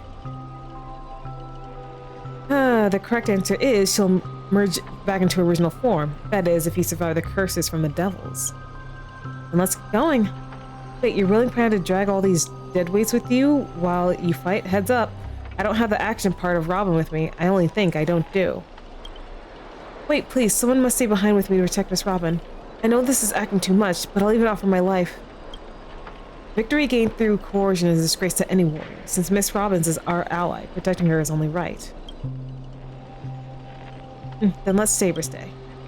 That is indeed the best solution at the moment. Archer, please protect Moon. That is all I ask as an opponent. Don't place too much faith in me. I always have faith in every friend of mine. Master, good luck. Alright, let the knight stay here with the princess, and I'll go reap some enemy lives.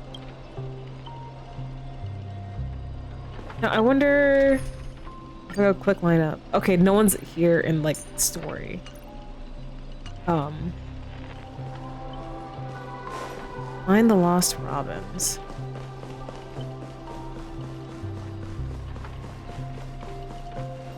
Ribbit, evil spirit, why do you despise human soul? Is there not a single ounce of love or compassion in your heart, Ribbit? Traitors don't get to boss us around. Before I lose my patience, here's your chance to switch sides. Kill the one next to you and turn to us. Despite its rough designs, the dog-shaped monster mouse name suggests it's modeled after a classic figure from the hockey cartoon, likely a derivative of the werewolf brother Hanu. Stop pushing yourself, Mr. Scott. Its target is me. You don't have to throw away your life for nothing. If I back down now, I'd be the same as all the other Scots. So, if you want to hurt Miss Robin, you'll have to walk over my dead body, Ribbit. I'm surprised this piece of Scott exists.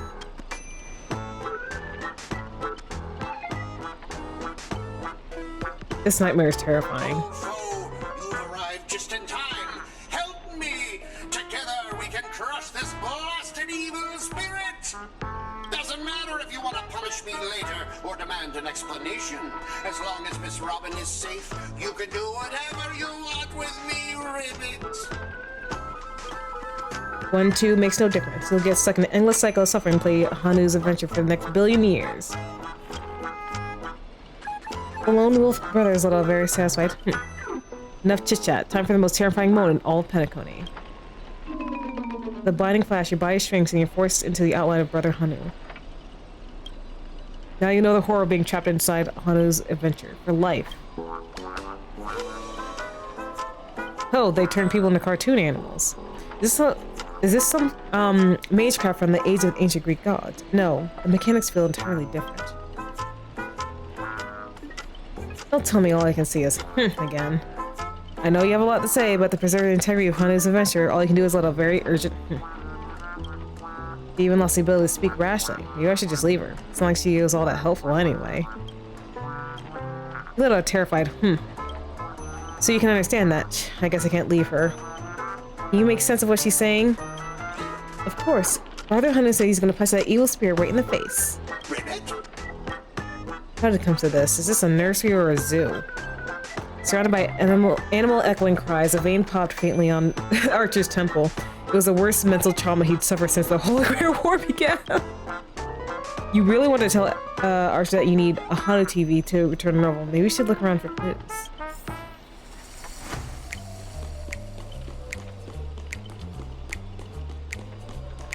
Wait, can I talk to him again? Enough messing around. Let me think how we can lift this curse. All right.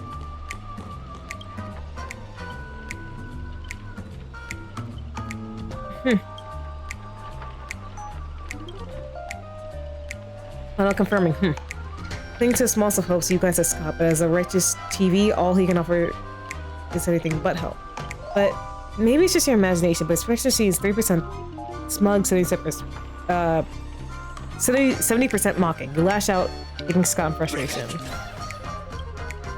Alright, let's do this. Every time I ask you a question, if the answer is yes, kick him once. If it's no, kick twice.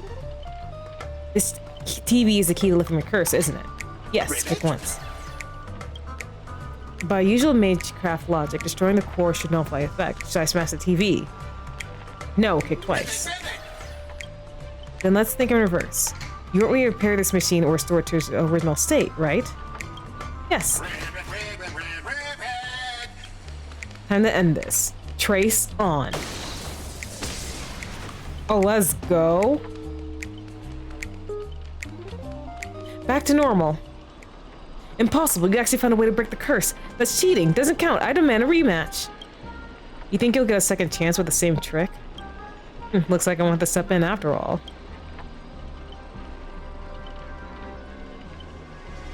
Thanks, pal. We'll be taking this thing's head now. Anytime, any place.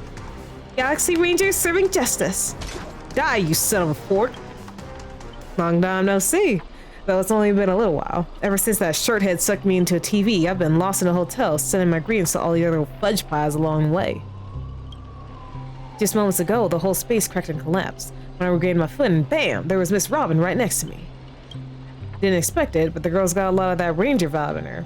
By the way, what's that fudge thing raised by the nose walking next to you? Prisoner? Ribbit! Here comes a hero of justice, Ribbit!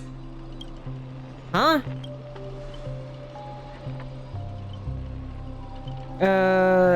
Depending on how this goes, I'll decide how hard to beat you up. Greedy split my consciousness into countless fragments in the previous battle, just like what happened to Miss Robin. I'm honestly as shocked as you are. Who'd have thought there's justice in that man called Scott? Yeah, retweet. My chest burns with righteous fire. Scott just is not like those Eagles ones. He threw himself in to protect me, Tweet. You trust this son of a nosewalker? Might as well believe I'm a general of the Xianzhou. No offense, but making someone like him turn over a new leaf is like asking the Animator Legion to plant trees in the kingdom of banditry. I completely agree. We can't afford the risk. If the enemy cursed him or turned him into some kind of special familiar, then... Then, I thought, what if this is all part of Scott's plan? What if the evil side of him is lying in wait within me, ready to spring to action at any moment? I want to go with you to save the other Miss Robins, and I also need someone to kill me if Scott ever takes over my body. I'll keep my eyes on you at all times. Let's not be too hard on him. We don't have time to waste. As the old saying goes, every char deserves a second cookie. How about we take him in for now? If he turns good, great. If not, we can always check him at his servant as a projectile. Well, since the victim herself said so. To honor the trust placed in me, I will never bend to evil, Ribbit. Miss Ranger, we'll count you on you to escort this little bird back to Saber and the others. We'll wrap this up fast and find the rest of this Robin and track down my unreliable master. Ribbit! I'll prove my justice with my actions, Ribbit! Alright, let's continue to find the lost Robins. Oh my gosh. I was not expecting to read this much. Why so quiet? You hear the singing clockwork.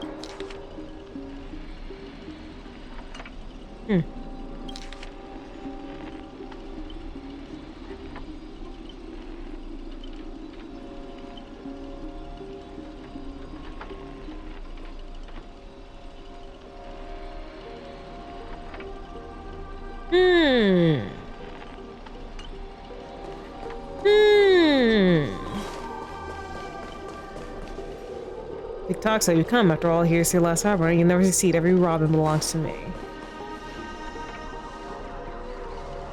Before I judge you all, if three of us deal with the disobedient pawn, Scott, how utterly despicable that you side with them. So desperate to play the hero, aren't you? Just felt almost chill run down my spine. Why waste your breath on it? One bullet to fudge him up and we're done here. TikTok, thought I'd just play along with your little hero fantasy. Mr. Grady gave me a special bullet that never misses. One pull of this trigger and the master with the most dialogue will drop dead on the spot. Die, Moon! Scott took the fatal hit for you. I can't keep going with all of you. But I'll die happy, knowing that I gave my life for justice, to keep others safe. Scott, are you serious? Tell Rakshmi, the night we broke up, I lied to her. There's no such thing as a Scott of justice. Well, I saw that coming. That justice is a part of the name. It doesn't mean anything. What do you think? How would you rate this shocking reveal, Ribbit? Director, heal me up! I worked so hard to lead them into the trap, and now you're shooting me in the butt! If your worthless, scene-stealing self hadn't blocked that bullet, old Cocky would have eliminated Moon already. Who are you to have the audacity to act proud? I sent you undercover to deliver a crushing blow at the story's climax. Instead, you couldn't even manage a basic narrative structure. Even a child could tell you're putting on an act. Since you're so desperate for attention, congratulations, Mr. Scott. You're hereby demoted from actor to stage decoration. What about my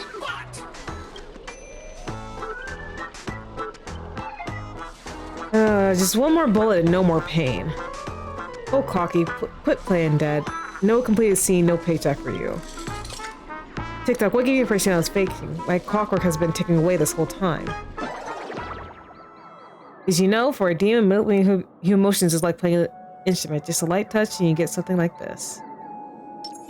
A day peaceful. Feeling lucky. Deja vu.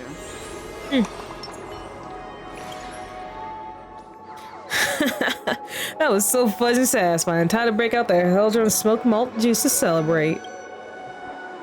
Uncontainable joy surged through the man's heart, sending him into euphoria, and yet this is nothing more than a common mental attack. Watchmaker, witness this. Your most prized trick now belongs to me. Darn it, for some bizarre reason, I had the sudden urge to dance with this jerk. TikTok, behold the clockwork invented by the Watchmaker, the devil who once ruled Penacony. In its presence, even the strongest minds become nothing but blank pages, easily written at will. You dare use my own powers against me, Greedy? Messing with your bro Boothill? Big mistake. Come on, Moon, let's show this knockoff what actual clockwork can do.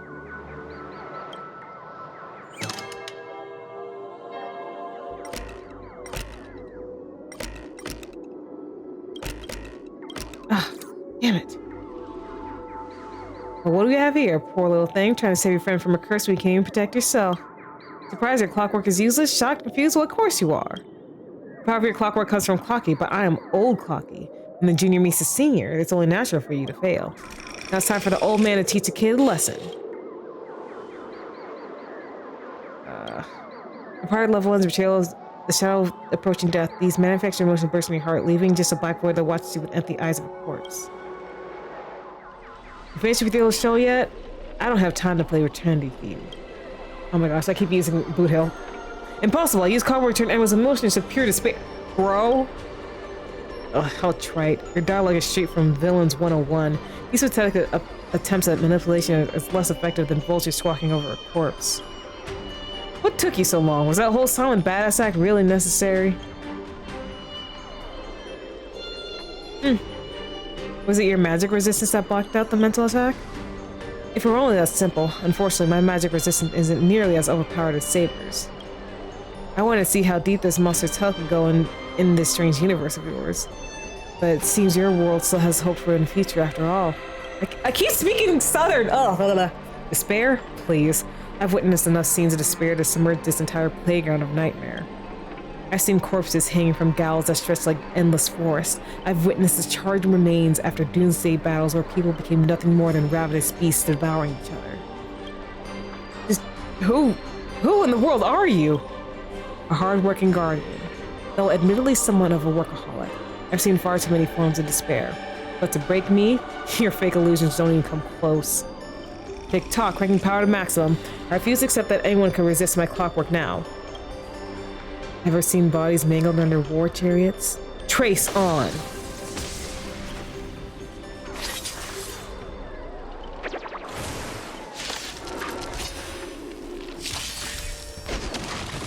Let's try it this other way.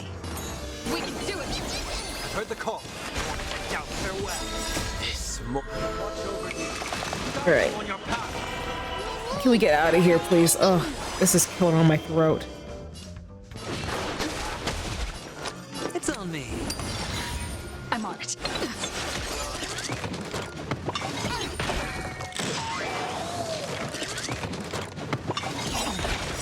Awaken, dormant scales. World cleansing dragon. This strength, heaven served. Rise!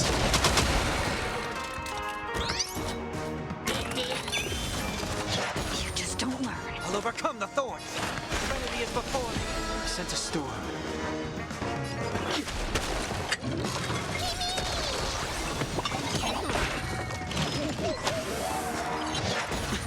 Alright, you go, Venturine. Sure, I'll play along. This has been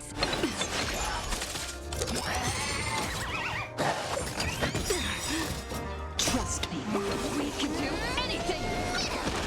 Heard the call. Now farewell. Oh. I guess it wouldn't really matter. Don't get smug. The director will avenge me. Extra lines won't earn you extra pay. Oh, in this case, I'm dead. Good, now let's regroup with the others. Oh, looks like you just crawled out of a tough fight. Working Void Song well, and now you just come decide to spirit after we did all the work. Well, I did do something alright. Some evil spirit called the Revolver Governor got all clingy with me. Insisted we play a game. Ended up losing 10 years worth of savings to me. Look, I even brought an old friend back with me. After a short break, the scattered allies finally reconvened from across the set. I had no idea so much was happening. Thank you for keeping my master safe. I just didn't want to give Grady the satisfaction. I say the thanks for later. Didn't that girl say if we brought our spit cells together, she could return to normal? I proposed this theory assuming none of the Robins would be in a defect status. There's a dissonance in the melody. Despair. You old clocky dang it. Grady, what foul language are you having me use? Anyway, the emotion affecting the last master hasn't disappeared despite the enemy's demise. Sunday will absolutely kill me, Dad. My resident isn't nearly as powerful as most Robins, but it's enough to clear this minor distance. Master, please stay quiet and don't disturb my melody. Ignore whatever you see. These are just my internal doubts and won't hurt anyone else. Now rebuild a melody that's truly your own. Thank you everyone for your help. Without you, I definitely would have been fudging. Sorry, it seems the conscious splitting effects haven't completely worn off. Everyone, please come closer. I've decoded this phone's melody. With a few adjustments, we should break free from Grady's noble phantasm. Master, you gave me the chance to join the Holy Grail War, and I saved you once in return. We're now square. What a pleasant surprise. Old friend, have you finally understand who it is who can truly grant your wish? The evil spirit must still be affecting you. Let me tune you properly. Master, you're far too kind-hearted with no interest in the Holy Grail. That's why I must pursue this path myself. Mr. Odie is a businessman through and through. His price will be astronomically high. And? Would you really betray your friends just to let me win the Holy Grail War? Here's some advice. While I'm still here, use a command spell to kill me. Just like all those others who toyed with my fate. If this is beyond you, Miss Robin, then we must part ways here. Is this a declaration of war? Since you're no longer Miss Robin's servant, I have no reason to let a potential enemy walk away. I can tell you're still hesitating. Before I draw my blade, there's still time to change your mind. Everyone, aren't you forgetting something? I'm still here. My old friend has finally found her path to fulfilling her wish, and I won't let anyone block her way. If you want to escape my noble phantasm, they'll just have to add more excitement. The second screening has ended. See you in the final nightmare. Goodbye, Master. May your kindness never meet betrayal. What about my butt? My butt! My God, we're still in this?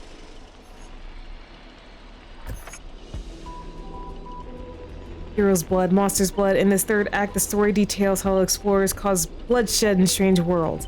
That's exactly what dream chasers of the pioneering age live for. Dang gum wubbaboo, when will this ever end? Thank you, Boothill. Aren't these movies all the same? Oh my, even a proper pioneer like the cowboy can't bear to watch any longer. Director, though I don't know your life story, but surely a box office disaster and a miserable end seem all but fated. And you, Mr. Scott, did you change your tune because you're planning to abandon the darkness and embrace the light? Looks like not even Assassin's Master can tolerate his trashy films anymore. Director, did you paste me in the wrong spot? I'm still among the bad guys. No, given your stellar performance earlier, our partnership ends here. As for old Odie, I'll file a claim for accidental casualty compensation on your behalf. It will be issued to your family. Because the ending of this Plan 6 from outer space is no survivors. Greedy, since you shown no mercy, don't blame me for returning the favor. Director Venturine. My earlier hostility was just an act to fool our enemies. I infiltrated Odie's group specifically for this moment, to help you win the Holy Grail, the only one who truly deserves it. I may vomit.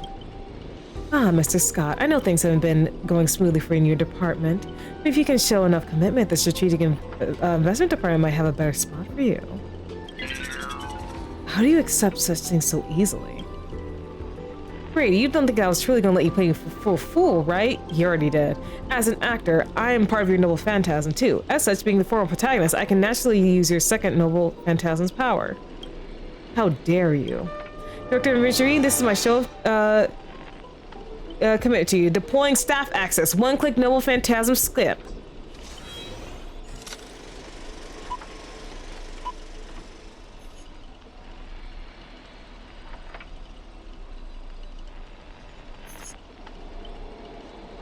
Lyndon Scott, well, how can there be an audience so uncultured?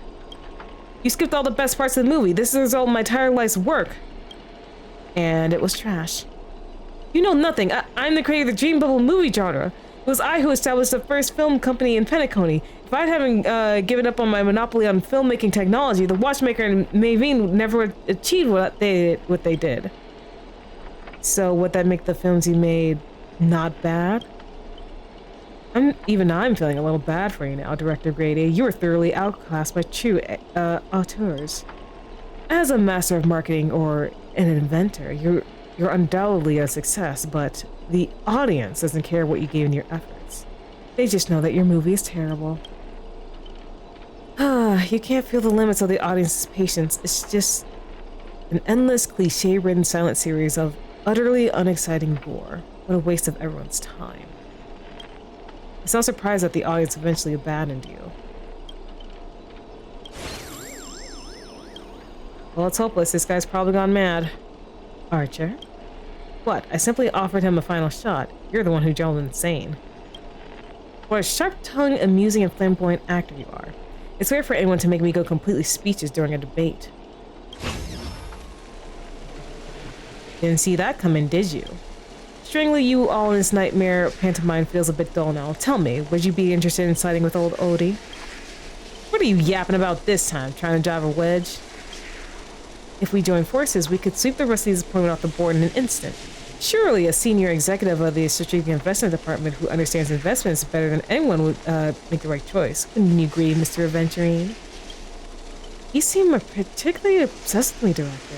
Is it because I, as an amateur film critic, repeatedly tore apart your masterpiece? Of course it's because you're the cleverest one here, most aware of the fact that despite your apparent power, none of you have actually escaped my bounded field. For someone like you, betrayal is always an option to consider, not a moral absolute. Someone like me? You may be a terrible filmmaker, but you're not bad at reading people. Fork me, you're not seriously. A good businessman always evaluates the situation and adjusts their stance for better investment. I'm tired of this endless farce. Eliminating this many competitors at once is quite profitable. I thought you didn't care about the Holy Grail. Apologies, Moon. I wasn't being honest. Great, I love fixable actors like you. Let me show you my goodwill. Let's move to the next scene. Your caliber deserves a much bigger scene.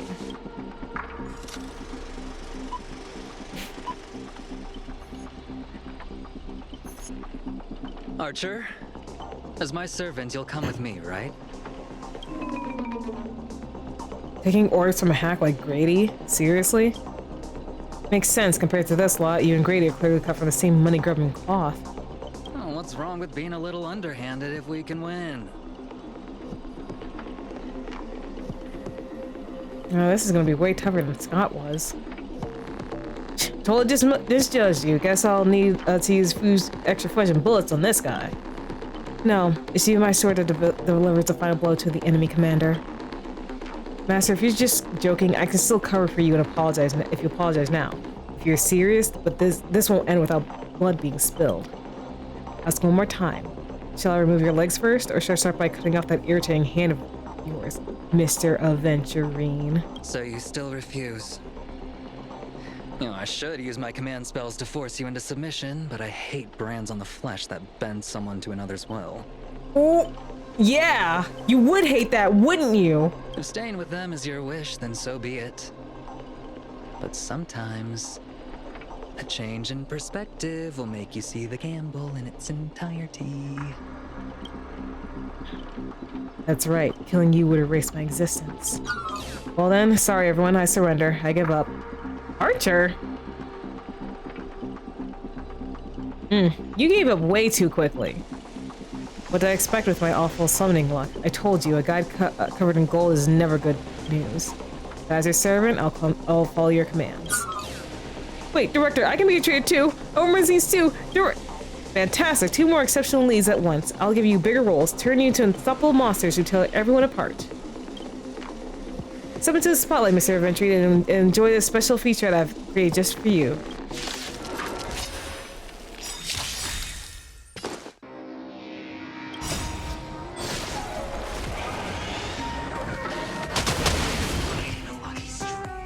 Oh, well, shit.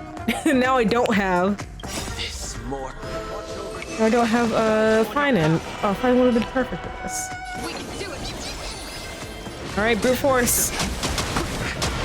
Yeah, brute force is fine. Well then, sorry everyone. Oh.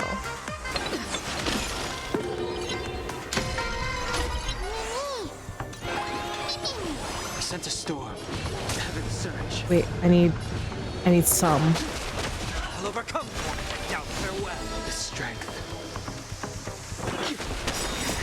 World cleansing dragon. Hell is preferable to Nihility.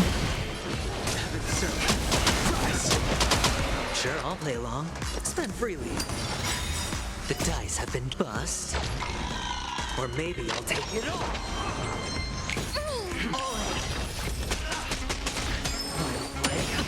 This is staying in sync.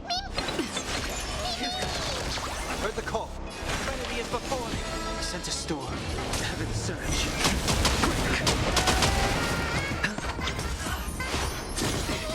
Watch your head.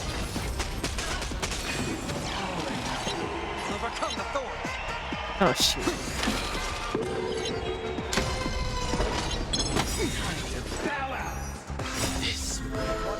Well, you know what? Deserved.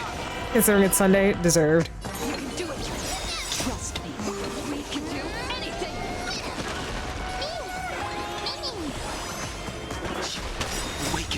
Okay, that should put me in the next phase.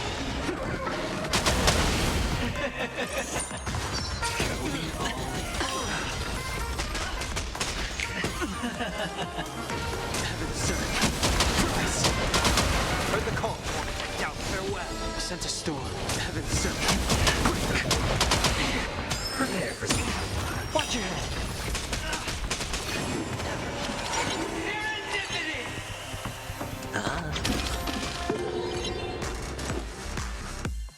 Uh-oh. We need AoE here. Oh, let's go, ma'am. Serenity is before me. Strength. Heaven surge.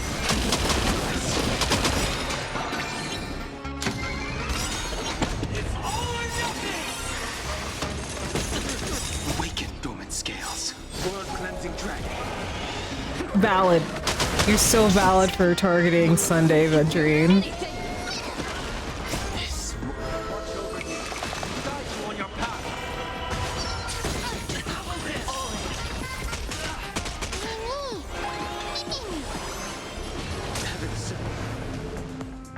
Okay. I'm on it.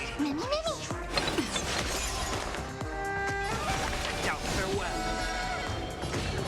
Heaven surge. End it.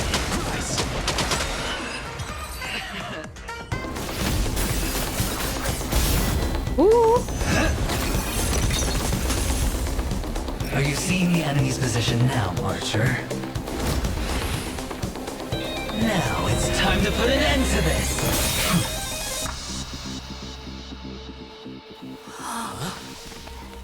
I knew it was an act. Why do actors in horror films never see where the monsters come from? Why do monsters keep popping into the frame as long as the film is rolling?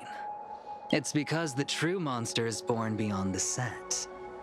The director's lens is the real cradle of terrors.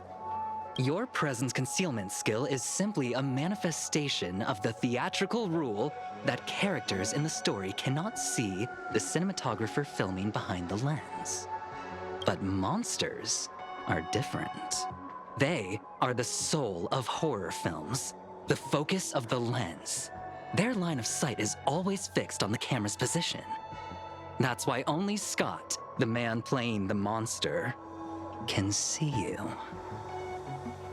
You win.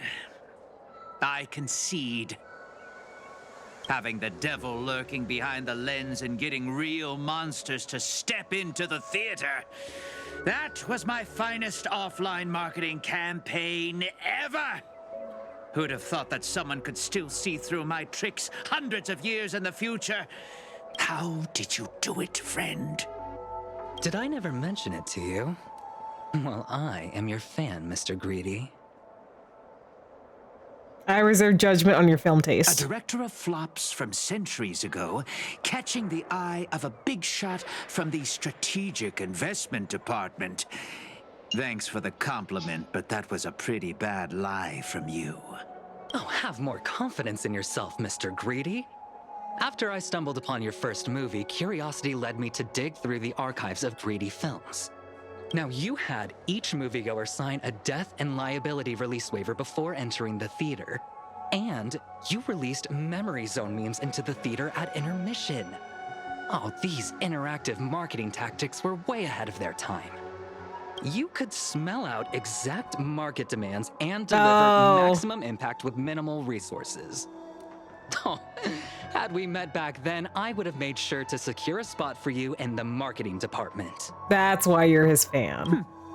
I'd rather not be recognized for those achievements. You could have been rolling in riches. But you poured everything into filmmaking to create something you loved. You're a director worthy of respect for that alone. But what you've done, is unforgivable. The watchmaker said almost the same thing to me back then. But like I said, I concede. I have no talent and can't create true art. I've come to terms with that after dying. Then could you tell us old Odie's plan? If he truly wanted to achieve his wish, he could have easily hired a few masters to stage out a variety show with a rigged outcome. But he deliberately gathered a group of uncontrollable individuals to participate in a Holy Grail war that might never even happen. Mr. Odie gave me a backup plan before I came here. When I lose, I'm to humbly admit defeat and invite everyone to the Grand Theater. Mr. Odie and the Holy Grail will be waiting for you there. You'll hear all the answers from him. And you, my fan, this little behind the scenes is just for you. I believe the reason Mr. Odie reached out to you all is simple. You'll bring in higher ratings for this show. Do you trust what Grady said? There's nowhere in Penacony more fitting for a grand finale than the Grand Theater. Oh, Mr. Boothill, why are you looking at me like that? Didn't expect someone like you to be that Fudger's fan. You can say my master's taste is as tacky as his outfit. Well, instead of calling me master, a word that brings back dead class structures, I prefer you address me as Mr. Aventurine. See, Red Guy, those business crooks are all the same. They take everything you throw at them, and insulting them's like punching a cotton fluff ball. Ain't no fun at all. Then I'll graciously comply, Mr. Aventurine. As for the final showdown at the theater, I'm sure that Mr. Odie has already prepared the battleground for us. With the Holy Grail in his possession, he'll be a far more difficult opponent than Grady. The seasoned warriors assembled to storm the walls. Now, this is starting to feel like a real war. I'm going with you.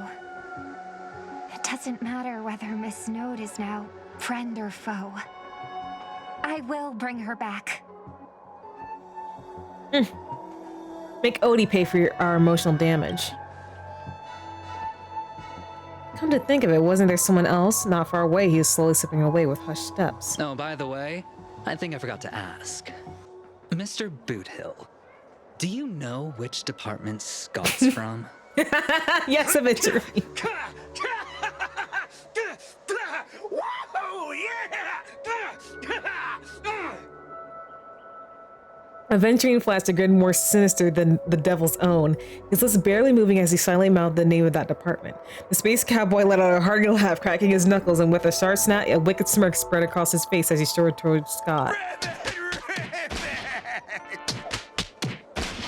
Ah, music to my ears.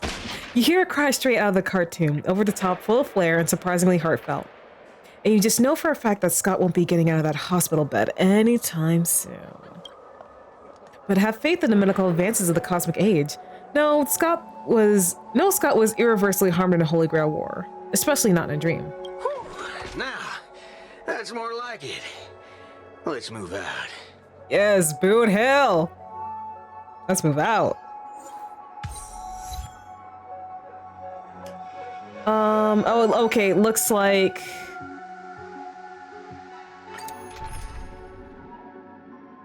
Oh. The team has to include Saber. Okay. Because my Saber isn't built. So. So,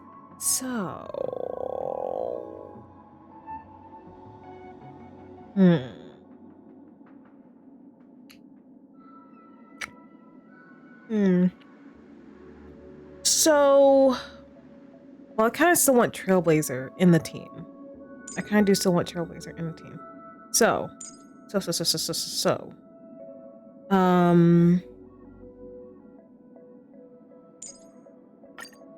Wait, we need a sustain.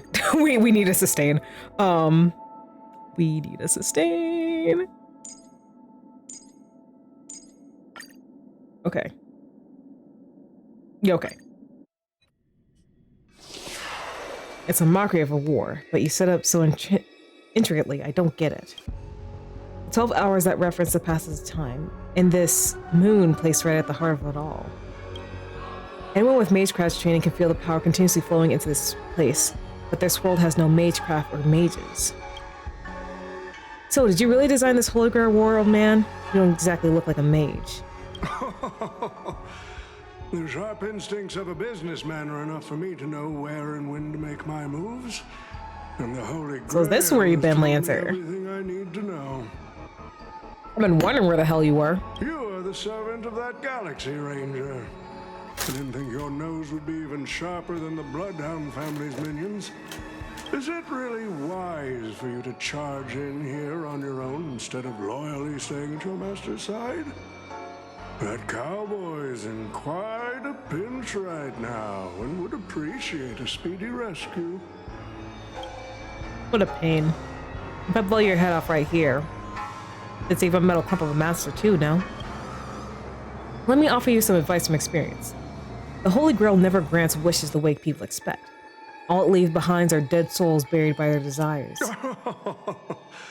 I appreciate the advice, truly. In that case, am I not giving the Holy Grail a new purpose? It'll become an entertainment spectacle much more worthy of investment than some wish-granting chalice. Entertainment spectacle. I get it now. That clicks pretty well with the essence of the Holy Grail. No wonder it managed to power this Holy Grail war. I've been wondering how you could possibly put into the Holy Grail war what you could possibly put in the Holy Grail war apart from wine, given this barren world where mystics have completely degraded. But if something could replace magical energy, and manage to infuse the Holy Grail war with enough power to create miracles, well, that changes things entirely. Instead of something that must maintain the concealment of mystics, the Holy Grail war will become a public entertainment spectacle instead. Then, the people on this dream-soaked planet will become to believe in the miracle of the Holy Grail through learning its rituals and witnessing the summoning of heroic spirits. And so, little by little, their wishes will turn into fuel, coating the Holy Grail in a fabricated miracle, and the Farseed orchestrator will end up stomping all over those wishes. Quite the impressive insight, servant from another world. Your presence here was certainly a surprise to me, but you and your friends are needed. The Holy Grail needs more efficient fuel. And that means you. Miss Note? No. It's time for you to show Penacony your true charm. The curtain fell with a soft rustle, veiling the stage in silence. I did what you wanted me to do. Well done, my old friend. So many years have passed, but I still remember every performance you gave, every dance you danced, every melody you sang. You were like a blooming iris. But I prefer how you are now compared to your heydays on the stage. Stripped of all the external pretenses. So simple. So ordinary. Enough, OT. Outdated metaphors are as revolting as last night's leftovers. What can I say? I called it. I've kept my promise. Now, it's your turn. There's no rush, my old friend. Everything you desire can be obtained without magecraft or miracles. Money is all it takes. The so-called Holy Grail is nothing more than a vessel crafted from gold. I know we're talking about something important, but I'm just like distracted by that one shadow that looks like it's crashing out in the background. And the real stars of this show are about to make their entrance. Your job is to hold them off until the last step of the ritual is complete. Once that is done, I will honor my end of the deal. OT. Looks like your business acumen has rotted along with this world. I could barely restrain that one servant, And now you expect me to take them all? Hey, girl, welcome to the stream. How you doing? Don't be so modest. Unlike Greedy, you are a true artist. You had the talent to bring thousands of characters to life all on your own. You Managed to get Saber. Working on her Lycon. Heroes. Yeah, I understand. Again, this is why I can't wait, like, because I know I'm going to get spoiled to hell and back the way I'm on the internet. I will give you the power the Holy Grail has accumulated so that you can crush them all. Oh, nice. Then this grand spectacle will come to a glorious finale. All right. A day of peaceful. Feeling lucky. Feeling lucky. Oh, come on. I had to use the full 5. All right. All right, just so I have some extra.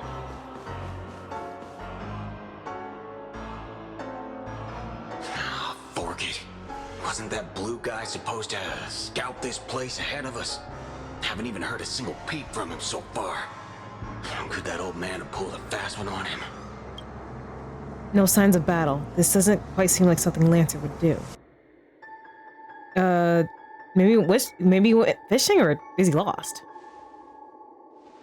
From what I know about that man, he might even serve some pointless fights, just to walk away happy. His note. I'm glad you're okay. Wait.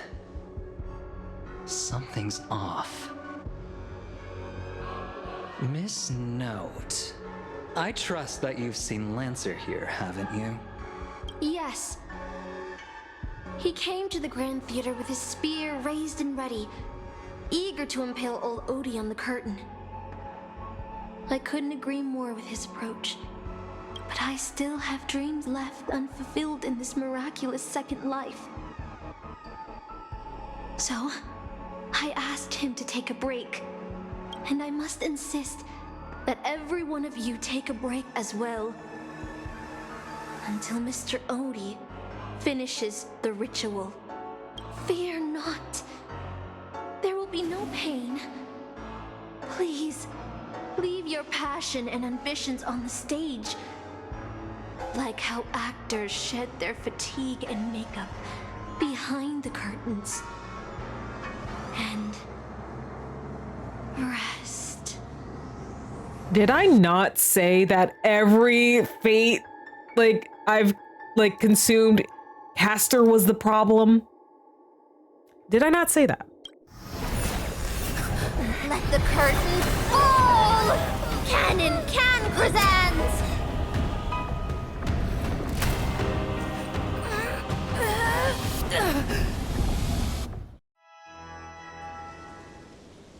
Why are we in Ides Elysium?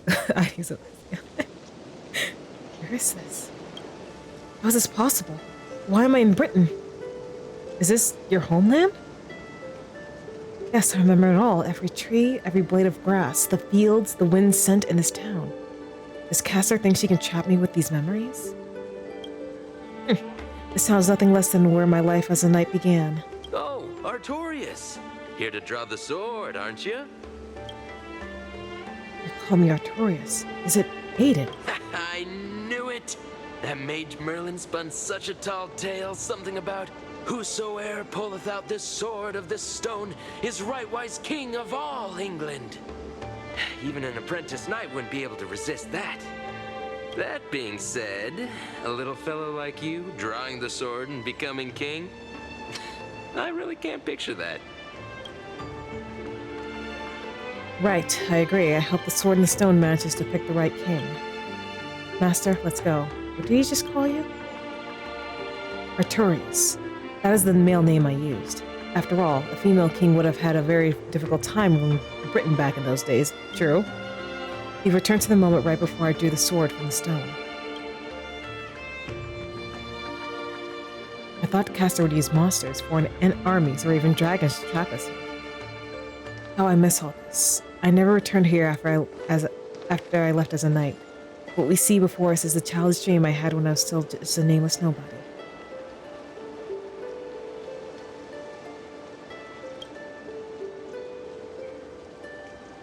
The girl seemed drawn by something. Her gaze wandered to the end of the path. With shame, she's created such a fantasy. What a shame.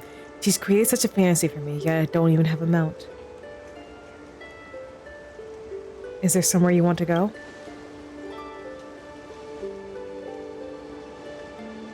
My greatest dream as a child was to have a mount of my own, to become a knight, to ride a horse, to follow this very path across the fields and reach the grasslands where Ector's house lies.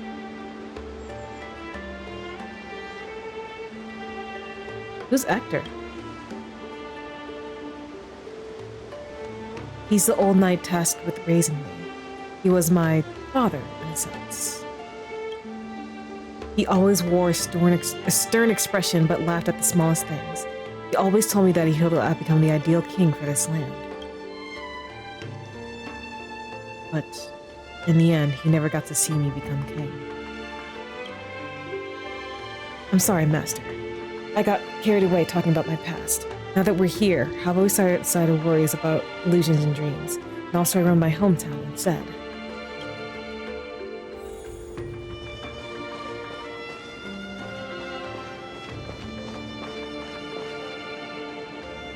There beneath a tree, a mighty night doll rested, as if lost in a dream that would never end. If this is the soldier summoned by Castor, they must be an incredibly powerful opponent.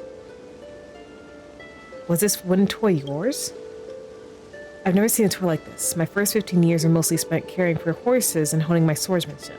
During my breaks, a mage named Merlin would visit me in my dreams and teach me about ruling as a king. What about you, Master? How did you spend your childhood? You've never talked about your past. I don't remember a lot about my past, actually. The only thing I remember is being woken up by someone in a space station. Really? No wonder your personality is so carefree. Is it because you don't have a past holding you back, Master? My earliest memory was boarding a train, headed for the stars, and meeting many kindred spirits as friends. Though I have no past, I have a future. I became the person I wanted to be. I became the person I wanted to be. Well, even in the face of hardship, you were still continuing your wonderful journey. I wish I did that in my life. Once upon a time, I also wanted to become a specific person. I wanted to see the land I stood on and the people who lived upon it. I wanted to repel the tyranny of King Vortigern, the White Dragon. I wanted to deliver my people from the foreign invaders' hostile rule.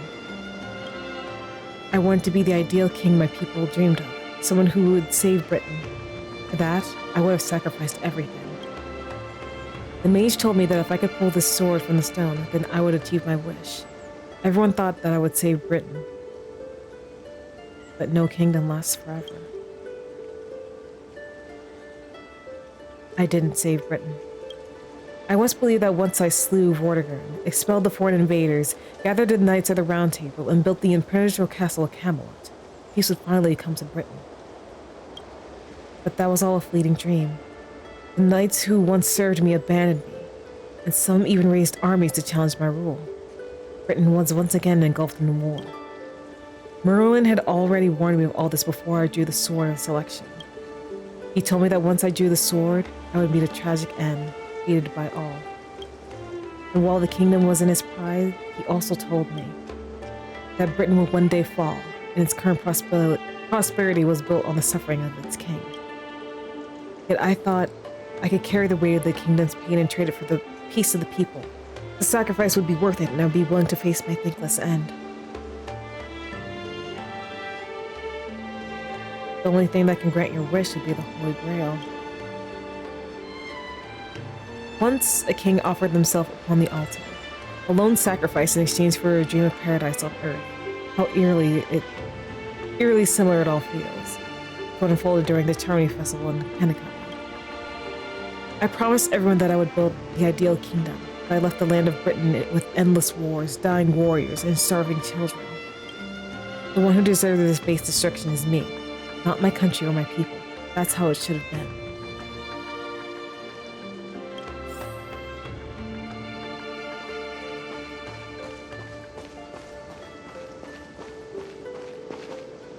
So this is the sword in the stone?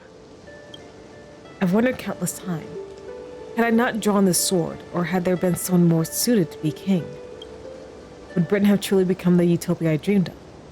And what kind of life would I have lived?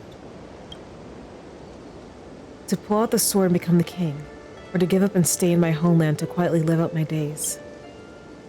She's brought me back to the moment I made my choice. Saber, do you wish to stay? Master, I'm so tired. I wished I had a horse to ride across the fields before the sun sets. Saber!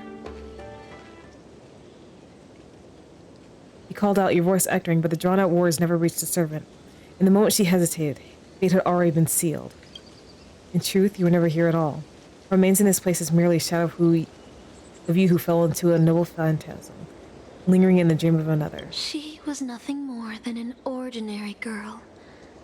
Playing the part of a king was already painful enough. Why should we force her to continue in the delusion known as heroic spirits? Better to cast aside her sword, abandon her glory, and become a nameless nobody who watches the world's grand show on the sidelines.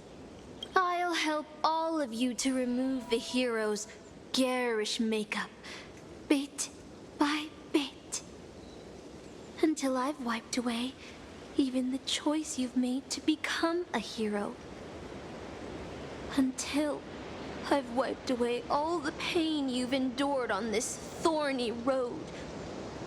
I've prepared a simple and happy life for you all in this show, including you, Trail. Oh, my bad. So, newcomer, are you staying? Someone like you has probably already burned through all your luck just trying to get into the Herta space station. But I'll go through the motions and confirm it anyway. Just so you know, working at the Department of Cosmic Geography isn't as easy as you think. Oh, this is the alternate entity. Where did she send me? Who? Madam Herta? Well, this is her space station. Look, I thought I was pretty impressive too when I first arrived. But you'll be beaten into shape in no time. You're just a regular researcher on this station. No one's gonna even bat an eye at your so-called talents and smarts. But I'm a nameless. I don't belong here. Are you dreaming or something? Maybe you should take a sick day and get a checkup at the medical department. I'm a bit of a fan of the Astral Express, and I know that every nameless who boards it has been through some incredible adventures. So, tell me, what great deeds have you done? Man, I don't know what to say. Oh, I know what's happening now. The Department of Implement Arts imported a batch of dream bubbles. Loads of young, naive researchers have been wasting entire days in them, ignoring even their paid work. You probably ate too much of that Memoria too and thought those illusions were real. Uh-huh. Why else would you believe you're a nameless aboard the Express? Well, I can't say I blame you. I heard the Express did invite you to join them, but you turned them down. Are you regretting that choice now?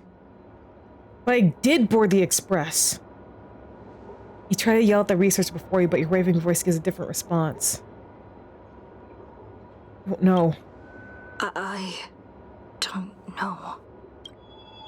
But was that answer truly what you thought, or was it some elusive manipulation? You try to piece together what has happened, but your memories feel more distant with every passing second. About the Astral Express and Nameless, like sand under the waves, your memories crumble and fade, and suddenly you understand why Saber chose to stay, even for a moment. Why didn't you step aboard the Astral Express back then, on that split-second impulse? No longer matters. The researcher in the Department of Cosmic Geography saying before he watches you closely, perhaps searching for words of comfort, or maybe looking for the right joke to shout out of the heavy silence. Eventually, he speaks. Well, your resume doesn't show any particular skills, so I'll start you off with some light tasks. Sort the Department of Cosmic Geography's expenditure report for the past 6 months, schedule research meetings for the upcoming month, collect project proposals from all levels of researchers. Yeah, that should keep you busy for a while. Isn't this the Department of Cosmic Geography? Don't be so surprised. Our department is at the bottom of the food chain on the station. This work happens all the time. I'm off. Be sure to do your job well. He turns to leave, yet he cannot help himself and look back at you. Yeah. Sometimes I regret picking the Geography of the Universe course when I was 14 and walking away from quantum history. I felt math was just too tough for me back then. But now I ask myself, would I still be stuck in this dead-end job if I made a different choice? No, come on. Don't worry about the what-ifs. Why waste time regretting a choice you've already made? Look at me. Things aren't so bad here, are they? This is all wrong, you scream internally, but the fury is fleeting.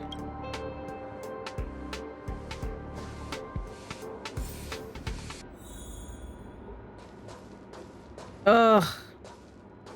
How much more of this will I have to endure? You're late, newcomer.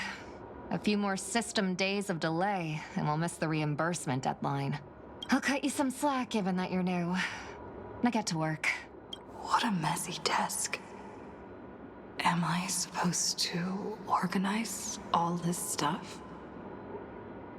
Where do I even start? Sort by mood.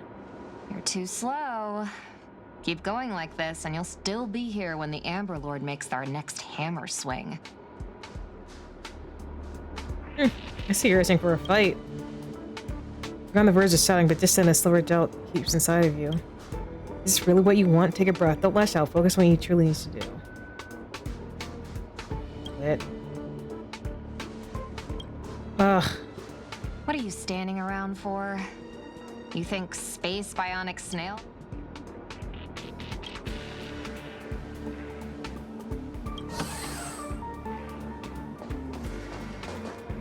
Can I leave, please? I hate this.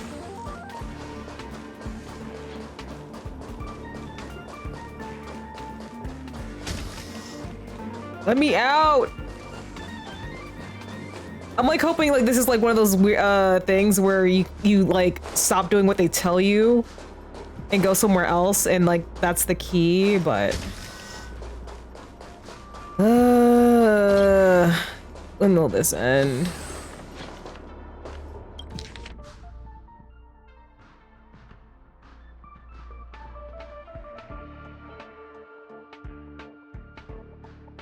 These reports are endless. And the stuff written in there is really weird.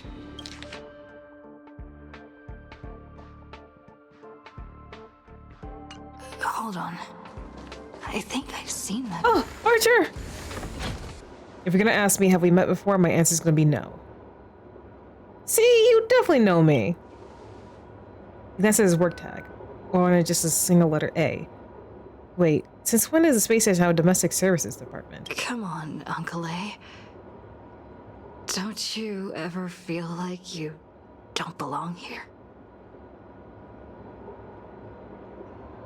We shouldn't be here.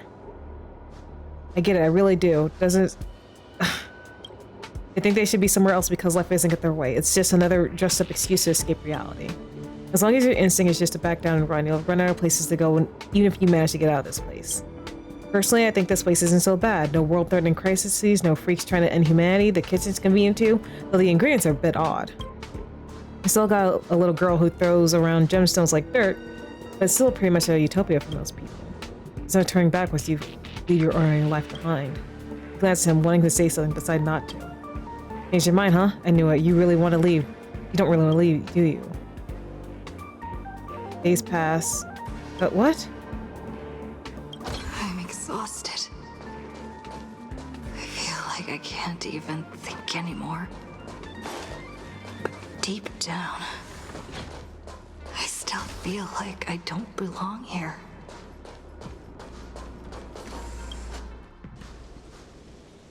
Drifting quietly over the surface of dream, you suspend a moment before you sink.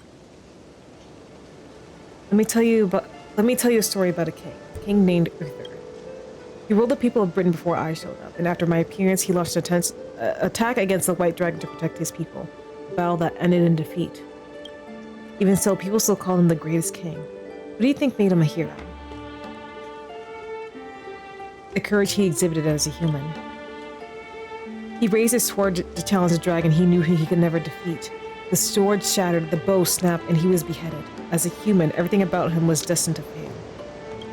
But the way he raised his sword to bring deliverance left a shining star in Britain's darkest nights. The stars we see may not be their original forms, but their light isn't a lie. It will shine for ages, lighting the way for the next hero. The heroic spirit who lost her name referred to our lives as a stage, and she used her noble phantasm to raise the star's radiance. But Master, if you still have courage, if you're still willing to become that star, then all the spectators who have seen you will also step onto this stage, becoming heroes themselves. Look at me, talking all big all of a sudden doing a bad imitation of Merlin. Where are you? I'm waiting for someone who's about to take the stage. I'm also riding through the wilderness. The dream is nearing its end, Master, for me and you. What a strange dream. I should get to work. Answer! Hey lass, if you're here to cycle off, you're a bit too late. This place is already at full capacity. I'm here to work.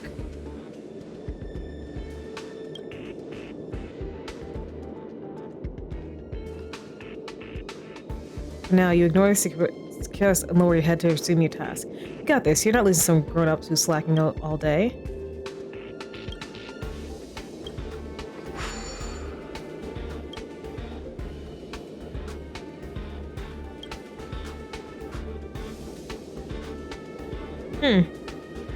Oh, wait, you're the Celeron they were talking about, huh? Tell me, when do you sleep? Do you glow like a firefly? Young ones like you should really find a mentor to learn some skills and carve your own path. Like a true hero, no strings attached. No other distractions around you. Let's look around next details. Something stirs in your memory. Sparks of an engine streaking past the space station. The faint witnesses before the Express conducts a warp jump. Wait, no, none of that is real. Research, you should focus on your tasks at hand. Still got 899 more meetings to schedule. You better hurry up and finish the things. Alright. You're in the zone now. Handling the work before you with practice, please. You ever tried fish and lash? Don't be fooled by the vacuum outside. There's still plenty to catch. There's this migrating invisible carp, the silicone-based soft-boned fish that put up a fight. I even caught a trawler last time. Although you're exhausted beyond measure, the man's expression moves you. Your entertainment during a momentary respite from work, a fishing rod. Life at the space station is as bleak as you thought. Maybe this is your utopia. By the way, I heard the Astral Express is coming back and we'll stop at the space station for a while. Wanna go check it out, just for fun? The Astral Express. I turned down their invitation back then. Did I really make the right choice? Don Hong, please! Take me away from here, I need you!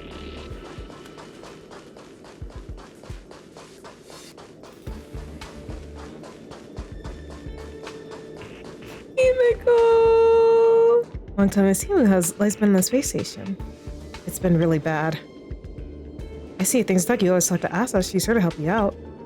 We shall the main place that we fire away. Bellbog, they Shinzo love Boop. Penacony, they're both good and bad moments along the way. How's Don Hung doing? Don Hung? It wasn't an easy journey, but he's back on the Lafu now. After all, that's where he's from.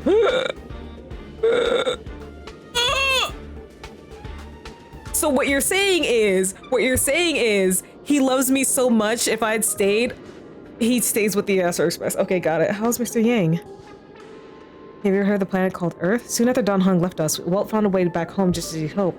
Let's pray he makes it there safely. How's Pom Pom? Mika frowns if your question caught her guard, and then suddenly the station flicks through your mind. You never boarded the express, so who is this Pom Pom you speak of? Where did you hear the conductor's name? Did Don Hung tell you? Pom Pom's still the same, but with fewer and fewer people on Express, it must be getting lonely for them. Sometimes what might have changed if you actually come with us. Sadly, the trailblazing expedition doesn't leave room for regrets and what-ifs. What about March 7th? March... I'm not sure how to put it. hope that friend from the garden can cure her. Any new passengers aboard? Life as a nameless isn't easy. After you left the space station, we did have some passengers traveling with us for a short time. They've all gone their separate ways now. Our friends from the International Space Corporation recently suggested we make a stop at Camelot. That planet should have been destroyed by the antimatter legion long ago, but we've been picking up multiple distress signals from there. Since we're stopping at the space station for a while to meet some old friends, you can join us and leave us at the same time if you want. Pack my bags right away. Is this really how you feel? If joining the Astro Express doesn't change your life for the better, what then? What if what awaits you isn't a grand adventure, but endless cleaning, constant repairs, wounds that never heal, and death steeped in despair? What will you do then? What if you can't help anyone? What if you become a dead weight on the Express? What if a nameless gives their life to save you, and yet everyone silently wishes you just leave? What will you do? Think about it. What answer should you give? I'll think about it. I'll make sure to give you my answer before the Express leaves. All right, I'll expect your choice no matter what you pick. I'm so tired. Maybe I should head back first. The Astral Express. I'm just trying to make sure you're not saying anything else. Bistio's dreams stirred by a bird song beyond the window. However, can a robin really sing in the vacuum of space? Let me tell you the story of a bird who was imprisoned wrongfully. She was once a singer, thrown into a dark cell for composing songs that the powerful didn't like. The bird heard many voices of sorrow. So, she sang for the others trapped inside, soothing their homesick hearts and inspiring them to rise up.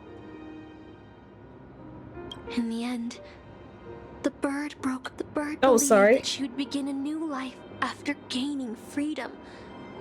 She would shine on the stage and the silver screen, displaying her beautiful feathers and voice, just as she had once brought hope to the hopeless.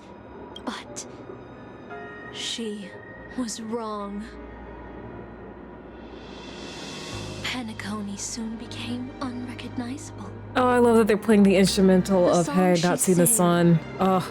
The films she starred in, and even her own life, were all locked away in a cage called money. Turned into mere commodities. The movie studio wanted to turn the bird into a symbol of beauty. But the bird longed to escape from this suffocating, filthy gutter. They stripped away her stage name, replaced her with a fresh-faced chick, and smothered her with slander and rumors, leading her to a disgraceful end. So, you seek revenge on those who tarnished your name? No. The exact opposite, in fact. When I returned to this world, I realized there was no one left to take revenge on. Instead, I will reclaim the name they took from me and erase every single work I've ever produced. I'll destroy every trace of my existence as... You know how it feels to be locked in a cage and have everything taken from you. So why do you still trap the Masters and heroic spirits in your noble phantasm when they wish to end this Holy Grail war? Old Odie may be able to fulfill your wish, but the cost he demands is far greater. As someone born in the same era as him, you should know this better than I do. Ugh. OT is nothing more than a parasite feeding on Penacony. Of course I won't trust him. But you're different, Master. a worm who has a wish for the Holy Grail. Yet, there's nothing the Holy Grail can do to sway you. If you want to stop my noble phantasm, you'll have to force me with a command spell. Come, Master. Take away my free will, just like how they took away my name and career with their contracts and laws. You know I won't do that, Miss Note. Let's make a wager. I've never once gambled in my life. I bet that those masters and servants will not yield to your noble phantasm, even though you've stripped their identity as heroes. Oh look, I'm just sleeping right there. Them. Sleepy cell. I will wait and see. The bird song fades into silence. I feel like I had a strange dream. But the details keep slipping away. Okay, like... My body feels so heavy. But I can't rest. There's still today's work to get through. Where's the skip button? I need the skip button right now. Can I get to the next part, please? I feel like this has overstayed its welcome.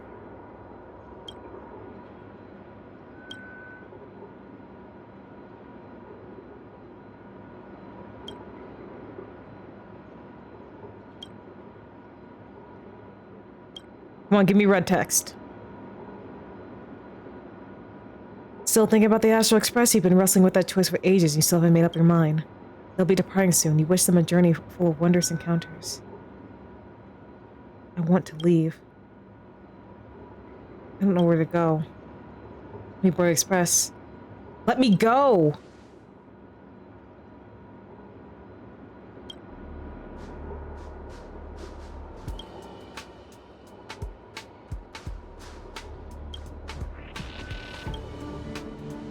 You're tired. Find a room and take a break.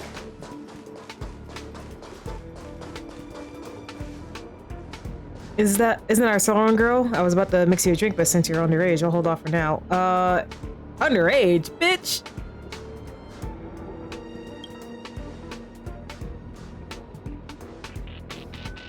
Funny, is it? Sometimes I think I shouldn't be working as a space station security guard either. So, do you want to board the Astral Express? That's right. Every year that their researchers want to go to the Express, but when it's time to leave, they all back down without fail. They know they're just seeking an escape from their stressful lives instead of actually wanting an adventure that could cost them their life. So what do you really want?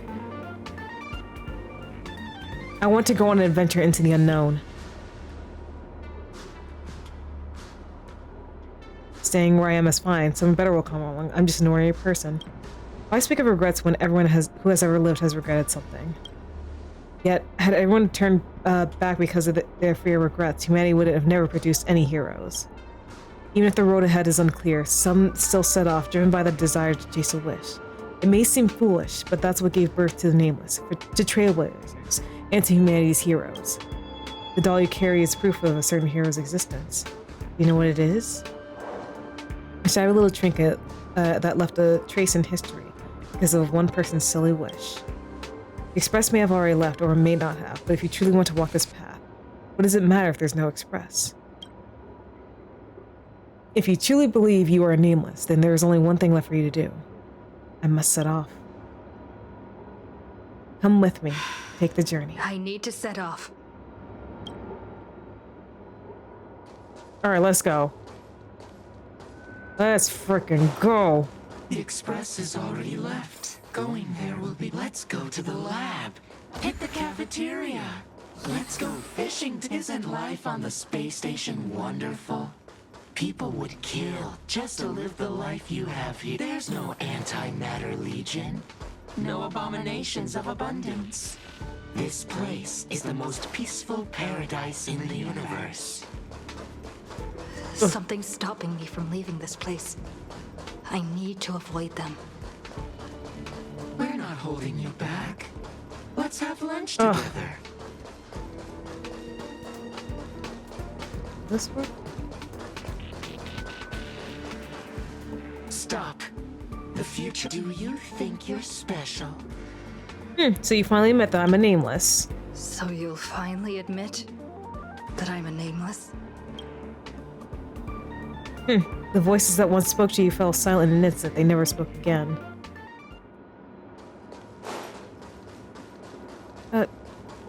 See, towards the... can I walk past them? Oh, okay, I can.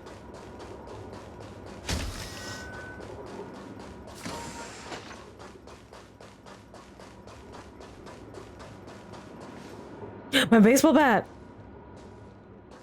A bat plain and unimpressive, yet strangely familiar. Yes, time to become the galactic baseballer once again. You must believe you never hold it again in this lifetime. Would you still pull this weapon out?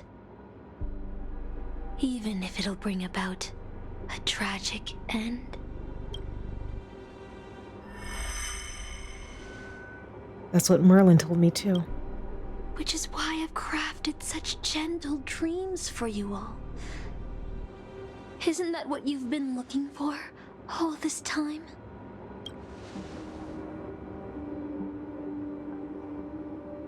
I did wonder whether someone else might have done a better job as king if they pulled out the sword of selection. But I can't blame the girl who drew the sword in the stone for overestimating herself. She just wanted to deliver something from disaster, just like the king who challenged the white dragon. Donald! March! I'm coming home! If I was given another chance to make my choice, I would tell her, I hope you can do better this time. Master, you've had enough rest in your happy dream, haven't you? Well, let's leave this place together. Oh yeah, hell yeah. Let's go. You'll regret this! Grab the bat. Become the galactic base. Regret. Never regret becoming nameless.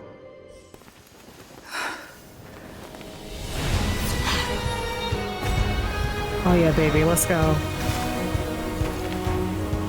Let's go. Let's go. Let's go, baby.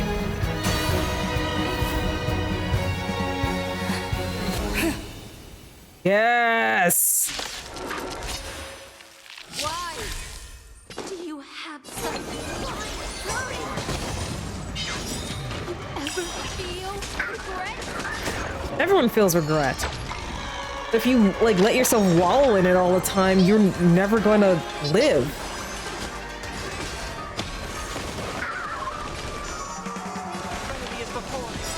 This mortal watch over you, guide you on your path.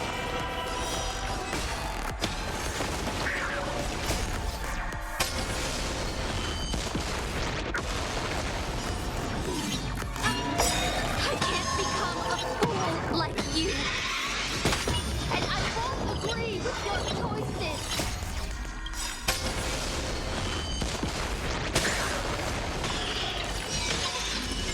This mortal watch over you, guide you on your path. The dice have been bust. Or maybe I'll take it all. Watch your head. We can do anything.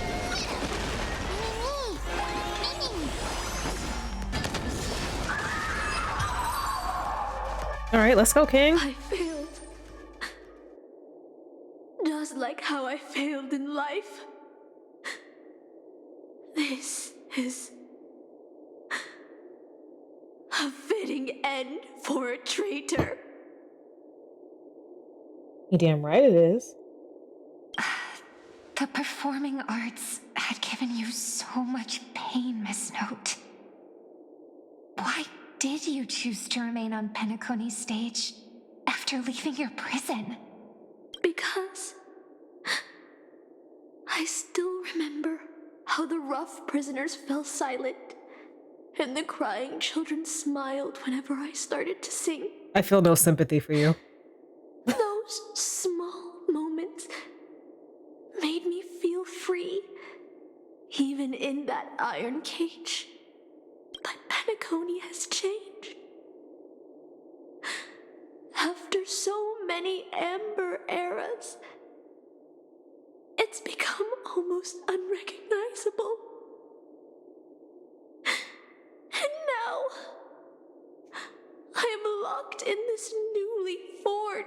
prison. Anyway, it's time to end this.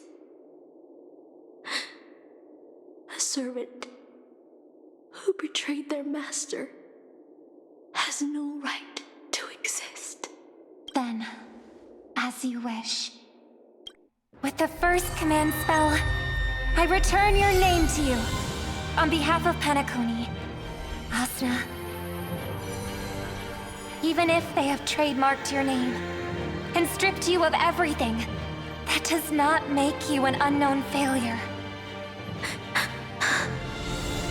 Hold your head high, Mother of Iris. With the second command spell, I return to you the testament of your existence as a heroic spirit. Oh, let's go, Your Robin. death was what made singers and artists realize the need to reclaim their freedom and dignity for merchants. You are not some forgotten shadow. You are the founder of the Iris family, one of the 5 major lineages of Penacony. That's why you chose to borrow that name, isn't it? A figure shaped by your students and friends, by Maven and the Watchmaker, Miss Note, the one who sang freely in Dreamville. No more. I don't want to hear anymore. With the third command spell, as your junior on the stage, I return to you your freedom as a person.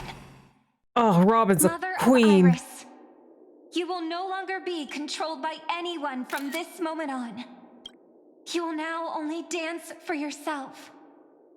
This farce is nearing its end, but I hope you can step out of the Grand Theater before you disappear and meet Penacony's artists. You are still a hero to them, no matter the slanders your name bears. Meanwhile, the master and their servants, freed from the dreamscape, summoned to hard the Grand Theater. Okay. I sense a powerful force similar to magical energy. It seems the Holy Grail's holder is about to complete the ritual.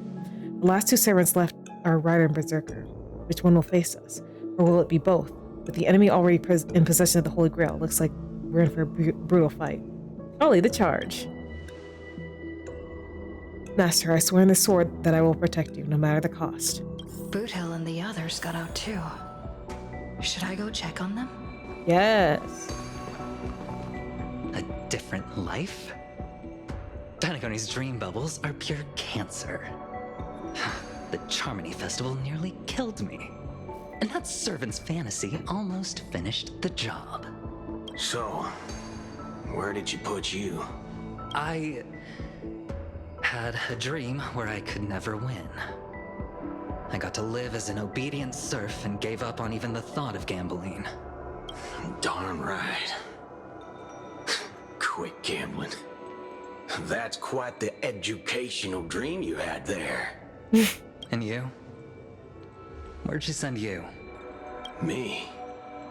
I had a long-awaited reunion. As they talked, Boothill had already loaded his gun. Next up, the final battle with the Mastermind. Well, neither of you voiced. Yo, if it isn't the first heroic spirit to get trapped in her reality marble, didn't you use those long legs of yours well enough? This is the first thing I hear after I got out. Darn it, my head's killing me. Feels like I've been through a long and thrilling adventure. Not sure why, but I think my enemies all had fish heads on their necks. With enemies on the way, the 2 servants were more than ready to fight. Alright, time to settle the score with old Odie.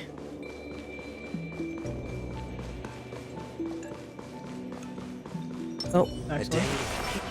Feeling lucky. Not too lucky. Feeling lucky.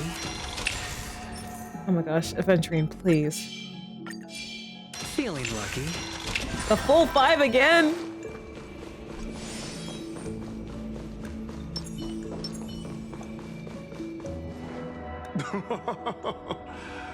Looks like Lady Asna has failed. What a shame. She was just one step away from tearing the flame of dreams off the servants and tossing them into the Holy Grail as fuel. But that's the business world for you. No matter how capable your collaborator is, you gotta handle the most critical parts yourself. watchhead. It's time to tell us what kind of stinking pie you're cooking up with this Holy Grail War. Practically have one foot in the grave. Don't tell me you're gonna wish for immortality. Oh, I've lived for 10 Ember Eras already. As long as I give the word, my medical team can squeeze a few more years out of these old bones. Then are you trying to crush your business rivals? I heard there's some bad blood between you and my master. What a great misunderstanding. There are no enemies that can't be made into friends in the world of business. Good point. But I'm still very curious about your little scheme. Mr. Odie, surely you wouldn't be like the mages I know, willing to forsake both life and humanity just to reach the root of all things. Miss, what you're talking about is something only the Genius Society would obsessively chase after. What's your real reason, then? I've been very clear about this from the start. The Charmony Festival met a hasty rap. And Penacony needs a fresh economic boost. We need to create a business venture that will grab everyone's attention. A holy grail that grants wishes is just the golden goose we need. If this ritual works, then Penacony will own a glorious show to keep the money rolling in for 10 more Ember Eras. A carnival that even the Charmony Festival can't compete with. Even if I do have some personal objectives in this first ever Penacony Holy Grail War, that's none of your concern. Ugh, what a crude wish. What I like is watching people swarm into Penacony, spending their entire fortunes just to buy a chance to enter the Holy Grail War.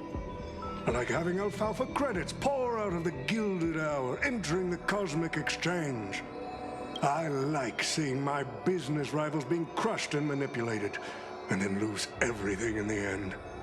I like to acquire companies that I've never heard of, fusing them into my empire with a mere wave of my pen. The Golden Hour will set the prices for goods based on my desires, and the Blue Hour will craft Penaconian fashion based on my whims. Do you honestly believe Penacony was built on empty ideas like dreams and wishes? No. What truly underpins and supports the city is what you deem crude. It's the unending flow of money. On this rock called money, we have built the planet of festivities. No matter what your plans may be, there can only be one victor in the Holy Grail War. Your actions in this farce have already placed every servant squarely against you. Now we stand together before you, shrewd merchant. I just want to finish what I didn't get to do a few hours ago. I'm sick and tired of fish heads. The heads of this old desperate fogey with broken dreams is what I call a real trophy. You see this evil man's old head as a trophy. I thought you had better taste in that, Lancer. It seems you're all eager to prepare for my demise. But since there can only be one winner in this game, how do you plan to decide the victor after I bow out? Why don't we discuss a collaboration instead? Whoever can eliminate the others shall have the chance to make their wish to the Holy Grail. I will give you that right. We can even formalize it with a contract, using precise logical language to word our wishes, ensuring the Holy Grail fulfills everyone's desires. After all, I don't trust a word coming out of your mouth. Been fighting for masters and servants. This far into the show, are you trying to make me laugh? A holy grail that sullies everyone's wishes is just a counterfeit for us to smash to pieces. Isn't that right, Master? Nah, we need to whip this fella's hind end, then smash it to pieces. Our opinions rarely align, but I'm fond of this idea. What do you think, Mr. Aventurine? It's nice to play as a hero of justice now and then, isn't it? Well, I've already been the scapegoat once today, so I'll pass this opportunity to Mr. Odie. My master, it seems I won't be able to claim the Holy Grail for you. We made this choice together. I must thank Miss Snow's dream for showing me the truth. What truly matters is not the ending, but the journey we've taken to chase something and deliver it from destruction. I don't need the Holy Grail. The wishes I did not fulfill will end here. If you are all so keen to make me your enemy, I suppose I'll have to become the final challenge on this variety show. The rules said a master is supposed to summon a historical figure as their servant to enter the Holy Grail War, but who should I summon? This question has haunted me for quite some time. Should I get the washed-up director I sponsored? Or the legendary star whose name I purchased? No, they are not worthy of being my servant. That's when a thought crossed my mind. Why not summon myself? A person who's still standing strong after 10 amber eras of business intrigue. Isn't this living legend staring back at me in the mirror? I used myself as the catalyst. I wanted to see how the business magnate Oti reflected in the history of Penacony would respond to my call as a servant. I wanted to see how people truly view me in history. And have you got your answer? The answer really hurts. To them, I'm nothing but a parasite, sucking out the sap of Penacony's oak from the top. A bug, madly devouring wealth.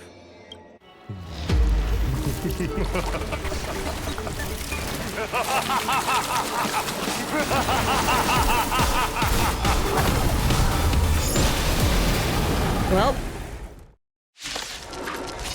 here we go. Do you want to take the Holy Grail? You'll have to get through me. So, the person we've been talking to was Odie's servant all along?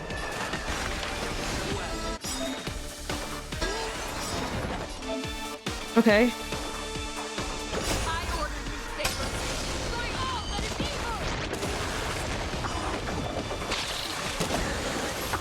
Well, I've only got 3 of these.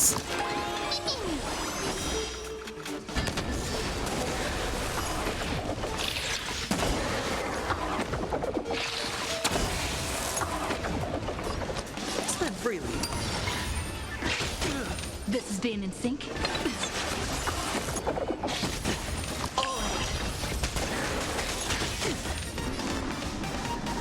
All right, use this. Do that. All right. All right, Saber, go with Excalibur.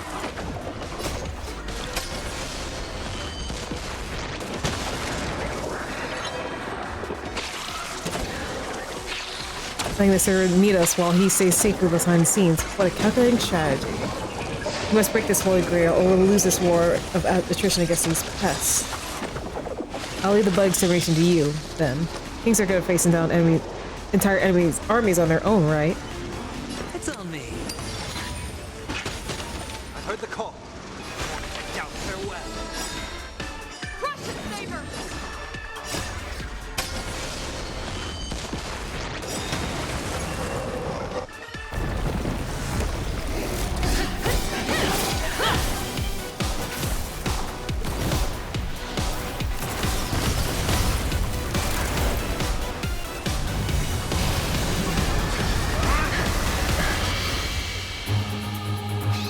Command spell, I command you to unleash your noble phantasm!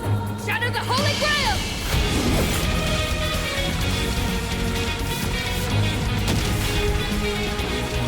As you command, Master. I'm not even gonna try that. Let's just hop off, King.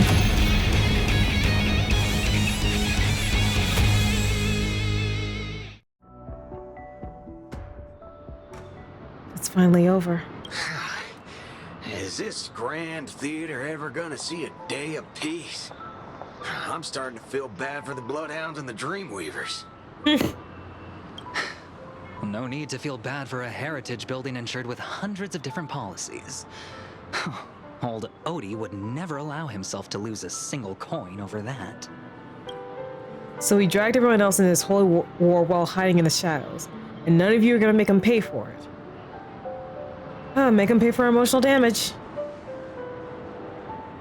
Well, unfortunately, no master was harmed in the making of this show. Even if we tried to hold him accountable, he'd probably just brush it off with his usual tricks. The best legal team money can buy, and sky-high compensation. And I fear the Holy Grail War has already given him returns far beyond what he's put into it. The silver lining is that this little spectacle will serve as the perfect excuse during negotiations for Madame Jade to pry open an even bigger opportunity in Penacony. So the IPC is still the final winner of it all. Oh, don't say it like that. This is a good thing for Penacony shareholders. These Penaconian rules, stinking of money, won't keep me down. Lancer, let's go take care of that old budger. Master, while I'm all in on that suggestion, time's running out. Without the Holy Grail holding us up, us servants need to go back to where we belong. Are you leaving already? Such a shame, brother. If we ever cross paths again, I'll take you to the finest honky-tonk in the cosmos for a drink. Finest in the cosmos, huh? That's something to look forward to. Alright, no need for a tear for well for us, bros. Let's not ruin a good run we've had together. Till we meet again, buddy. And you two. Seriously, why can I never get a proper fight with you? Is that so? I distinctly remember beating you. You know me. Just a humble archer. Let's call this one another loss on me. I'm done arguing with you lot. I'm gonna take another peek at Penacony's views before leaving for good. Ah, and so it's time to say goodbye, Master. I have to admit your fashion sense could use a little work, but as a servant, I'm genuinely glad to have fought by your side in this Holy Grail War. I can still see the determined heart of a child you once were underneath all your grand speeches and extravagant flair. You know, it would feel pretty good to be a hero of justice. Aww. Let's skip the last-minute psychoanalysis, all right? And when it comes to fashion, you're not much better than me, Guardian of Humanity. That brings up a good point. Why would I, a Guardian of Humanity, get summoned to a world without a counterforce? Archer, you should know why you were summoned here. You were summoned as a heroic spirit. A hero, huh? I'll chalk it up as a beautiful dream. A faint smile tugged at the man's cold face before he vanished from sight. Soon the only pair of master and servant remained.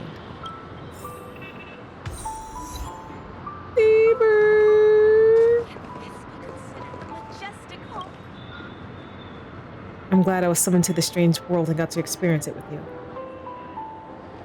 I'm not so great at farewells. Anything else you want to say to me? I saw your fears in your dream, but Master, don't be burdened by the emotions that come with being human, the fear of the unknown, the dread of loss, or the regret of what you couldn't achieve. Even Heracles was just a child before becoming a hero. You may not be strong enough now, but I have faith that you'll eventually become a star that illuminates the entire cosmos. Like you did? If my existence can occasionally light the way forward for you, that would be more than I could hope for. Master, please send my regards to the person who you will become in the future. As the luminous flux dimmed, the valiant girl knight faded, vanishing just as she arrived.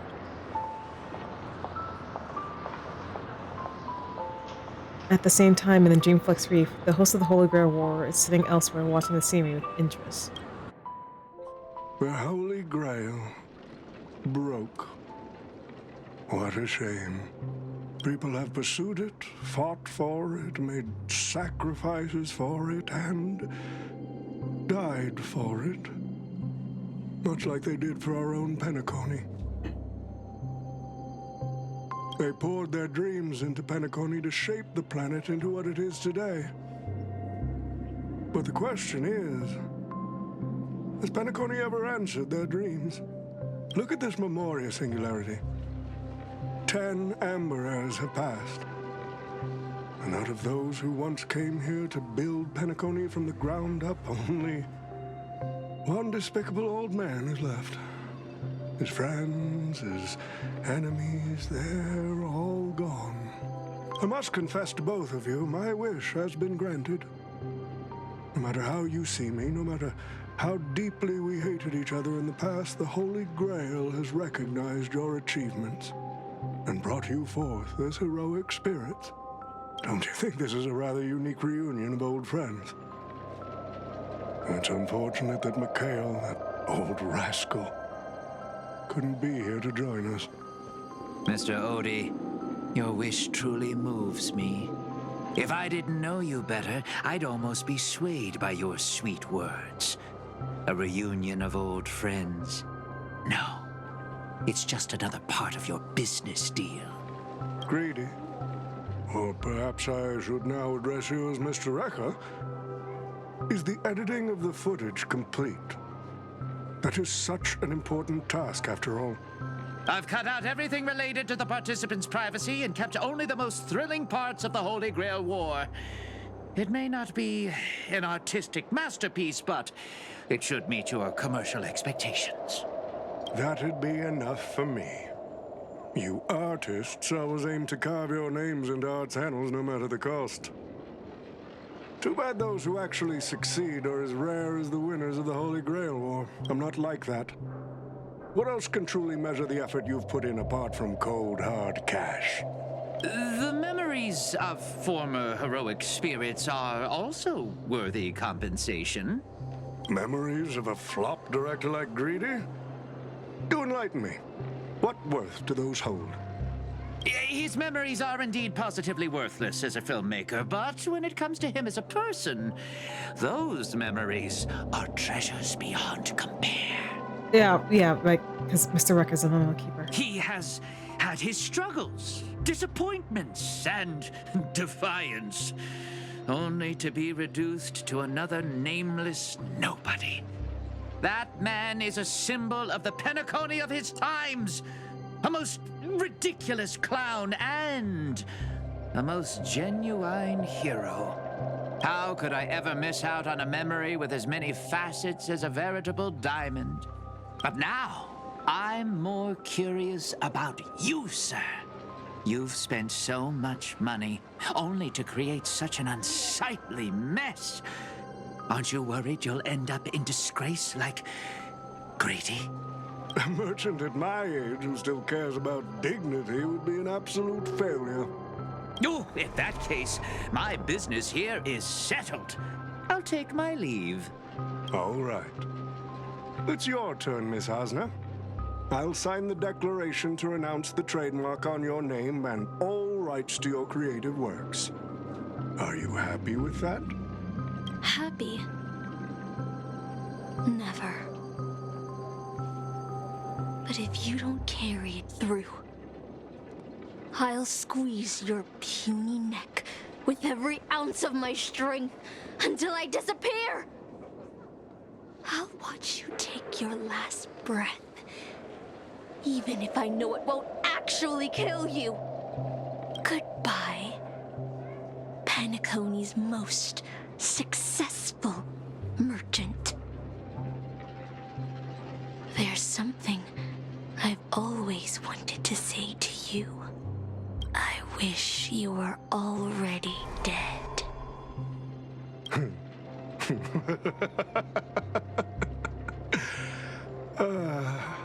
Now that's a heartfelt confession. Osner, I do hope your wish comes true one day. At the same time, aboard the Express. From the heat of the battle, Servant 7 from under the rider class stays on the sideline from the very beginning and seems to have no intention of fighting. As a rider, he once built an unsinkable little ship named the Compass. As the rider, he was once a nameless who rode the stars. It means aboard the Express! Centuries have passed now. Now, as a heroic spirit, the young man finally returns to a place where he once worked tirelessly. I'm gonna start crying! We should go to aboard the Express!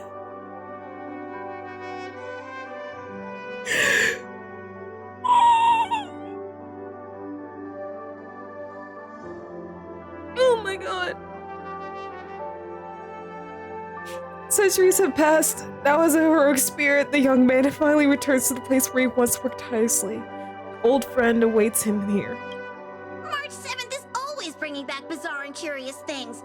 One time, she even brought back something called a raiding pistol, and it only gave Pom-Pom a single point. Also, watch out for Himiko's coffee. It's the most terrifying beverage Pom-Pom's ever encountered. But please don't ever tell her that to her face. Is it worse than the tea from Granholm's hometown? 100 times worse. I'd love to have a try.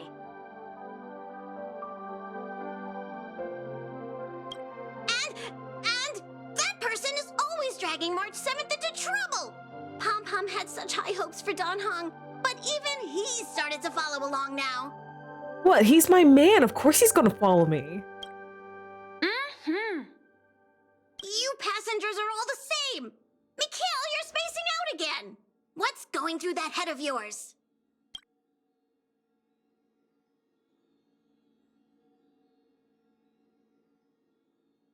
Conductor, looks like it's time to say our goodbyes again.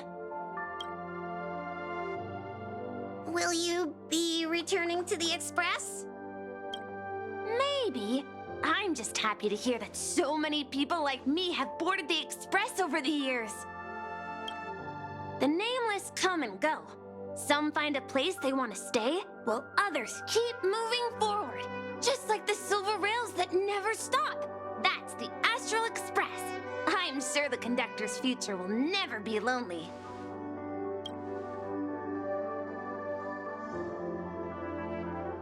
I want to give them a big hug. The Holy Grail War is coming to an end, and wandering souls must return to their rest. I need to go back to Penacony. Mikhail, remember, whether you leave or stay, the Astral Express will always be the home of the Nameless. Pom-Pom will always be here, waiting for your return. It's a deal then, conductor. The next time the Express stops at Penacony, please sound the horn for me, Rosalina, and Tiernan. If we can hear it, then we'll definitely come visit you. It's a promise. Oh, that's so sweet. Oh, that's so sweet. Gather your thoughts to the present. If there really is a chance to fulfill such a wish, will be yours, Big Moon. Make a silent wish. You see, wishes lose their power once spoken aloud. That does sound like something you'd say. Anyway, the first Holy Grail War orchestrated by Old Odie ended up being the last one.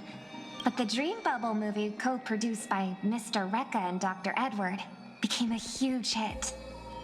Not only did it fill up movie theaters in Epsilon, it even created a new dream-chasing trend throughout the stars. Mr. Odie and the IPC's Penacony branch made quite the fortune from it. Little Fox didn't lose a thing. What about my appearance fee? As Mr. Adventuring guest, Odie simply brushed everything off as entertainment when questioned about placing family heads and shareholders in danger. While compensation and lawsuits are inevitable, I suspect he already knew exactly what was coming, even before the Holy Grail was activated. Now, old Odie did say he planned to give you some money, but even he thought that was too crude. So instead, he gave us the most valuable thing from this Holy Grail War. Too crude. No, no, no. Who's good? There's something inside the Holy Grail. I think this is a note for you. Hey, sister. Since you all look pretty busy, I headed out with Hook. Big thanks to Mr. Odie for buying this rare trinket I got my hands on. That's how I could afford this spontaneous trip. Oh my god. By the way, aren't you curious what old Sempo's wish to the Holy Grail was? So this is, again, this is because of you? No. Well, I'm thinking you probably say, no. Aw, come on, sis. You might not be curious, but the audience is still on the edge of their seats. All right, folks, the show's over. But if there's anything still out there that can hear and fulfill my wish, I wish for everyone in the world to be happy, joyful, free, and have their every desire fulfilled.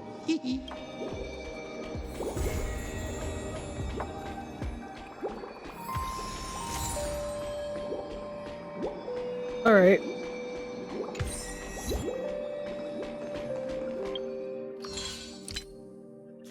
No, I had to wait till Monday to click that. I had to wait till Monday to click that. But I'm tired. We're gonna call it there. I will do the actual event on my own time. And if hold on. Nice. All right, we're gonna raid Chipmeat again. He is doing a 24-hour stream, so be sure to give him all the love and support. Huh? Let me just send you guys off with some links and the raid message. But yeah, oh, that was quite the Holy Grail War, wasn't it?